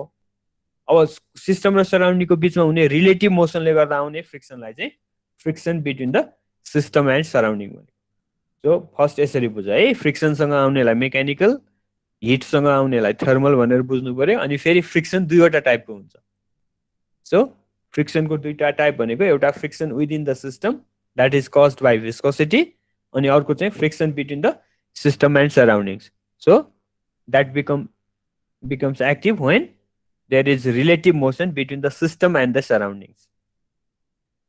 अब थर्मल पनि त्यसरी नै हेर, थर्मल इरिभर्सिबिलिटी भनेको हिट भनेर सम्झिने सर्ट फर्ममा, अनि hit transfer within the system, hit transfer between the system and the surrounding. So within the system भनेको चाहिँ तिमीले च्याप्टर 1 मा पढेको जस्तो, सो कुनै पनि सिस्टममा इन्टरनल हिट ट्रान्सफर भयो भने त्यसले के स्योर गर्छ भने यसको डिफ्रेन्ट पार्टमा डिफ्रेन्ट टेम्परेचर छ। त्यो भएपछि सेम सिस्टमकै हाई टेम्परेचर रिजनबाट लो टेम्परेचर रिजनतिर हिट गयो। सो अब गिभन इन्स्ट्यान्टमा रुमको डिफ्रेन्ट पोइन्टमा डिफ्रेन्ट टेम्परेचर छ भने यो नन इक्विलिब्रियम भयो। अनि च्याप्टर 1 मा पढेको डेफिनेसन अनुसार सिस्टम सिरिज अफ नन इक्विलिब्रियमबाट पास भयो भने द्याट इज इरिभर्सिबल प्रोसेस। अब heat transfer between system and surrounding चाहिँ के हो भने तिमीलाई आज डिस्कसन गरेको जस्तो कुनै सिस्टमलाई तिमीले हिट सप्लाई गर्यो भने यहाँभित्र भएको मोलिकुलहरूको ऱ्यान्डमनेस बढ्छ। सो त्यो ऱ्यान्डमनेस बढ्नु भनेकै एन्ट्रोपी इन्क्रिज भयो। सो एन्ट्रोपी इन्क्रिज हुने process obviously irreversible process. So म एकचोटि फेरि तिमीलाई यति समराइज गर्छु। अब आज योभन्दा अगाडि जान सकिएन जस्तो, मेरो नेटले पनि अलिकति डिस्टर्ब गर्यो आज। ल अब फ्रिक्सन रिलेटेडलाई मेकानिकल इरिभर्सिबिलिटी भनेर सम्झ, हिट रिलेटेडलाई थर्मल इरिभर्सिबिलिटी। अनि फ्रिक्सन पनि दुईवटा टाइपको हुन्छ, एउटा फ्रिक्सन विदिन द सिस्टम, अर्को friction between the system and surrounding. Similarly heat transfer पनि दुईटा, एउटा इन्टरनल हिट ट्रान्सफर, अर्को चाहिँ heat transfer between the system and surrounding. So अब friction within the system is cause by viscosity, तिमीलाई अघि भनिहालेँ मैले। Friction within the system is cause by viscosity, अनि रिलेटिभ मोसन हुँदा आउने फ्रिक्सनलाई चाहिँ between the system and surrounding भनेको। त्यस्तै हिटको केसमा पनि इन्टरनल हिट ट्रान्सफर भयो भने सिस्टम सिरिज अफ नन इक्विलिब्रियमबाट पास हुन्छ, that's why it becomes irreversible. र अब heat transfer between the system and surrounding पनि कुनै पनि सिस्टमलाई तिमीले हिट दियौ भने त्यसले सिस्टमको ऱ्यान्डमनेस बढाउँछ। सो त्यो एस्पेक्टबाट हिट आयो भने प्रोसेस अलवेज इरिभर्सिबल हुन्छ। ल आजलाई यति गरौँ। ए ल यो एउटा चाहिँ सिधै हाल्छु हेर है। अब यसैलाई यहाँ अहिले जस्तो 4वटा फ्याक्टर जस्तो आयो है, फ्रिक्सनको 2वटा, हिटको 2वटा। सो अब यही फेनोमेना विदिन द सिस्टम छ भने त्यसलाई इन्टरनल इरिभर्सिबिलिटी, अनि between the system and surrounding छ भने त्यसलाई एक्सटर्नल इरिभर्सिबिलिटी। सो त्यो यहाँ के भन्न खोजेको त भन्दाखेरि फ्रिक्सन विदिन द सिस्टम अनि hit transfer within the system भनेको चाहिँ यो सिस्टम भित्र हुने फेनोमेना भयो। सो यो दुईटालाई चाहिँ इन्टरनल इरिभर्सिबिलिटी भनेर अर्को वेमा पनि डिफाइन गरिदिएर हुन्छ। Internal irreversibility is caused by friction within the system and heat transfer within the system. अब similar phenomena between the system and surrounding छ भने त्यसलाई चाहिँ एक्सटर्नल इरिभर्सिबिलिटी भन्ने। So friction between the system and surrounding and heat transfer between the system and surrounding is called external irreversibility. ल अब यति तिमीले यति हेर, के प्रब्लम भयो भने अर्को क्लासमा सोध्नु। अब यहाँबाट अगाडि चाहिँ म अर्को क्लासमा सुरु गर्छु। ल यतिमा केही अहिले सोध्नु पर्ने छ भने भन मलाई, नभए आजलाई यतिमै एन्ड गरे। अब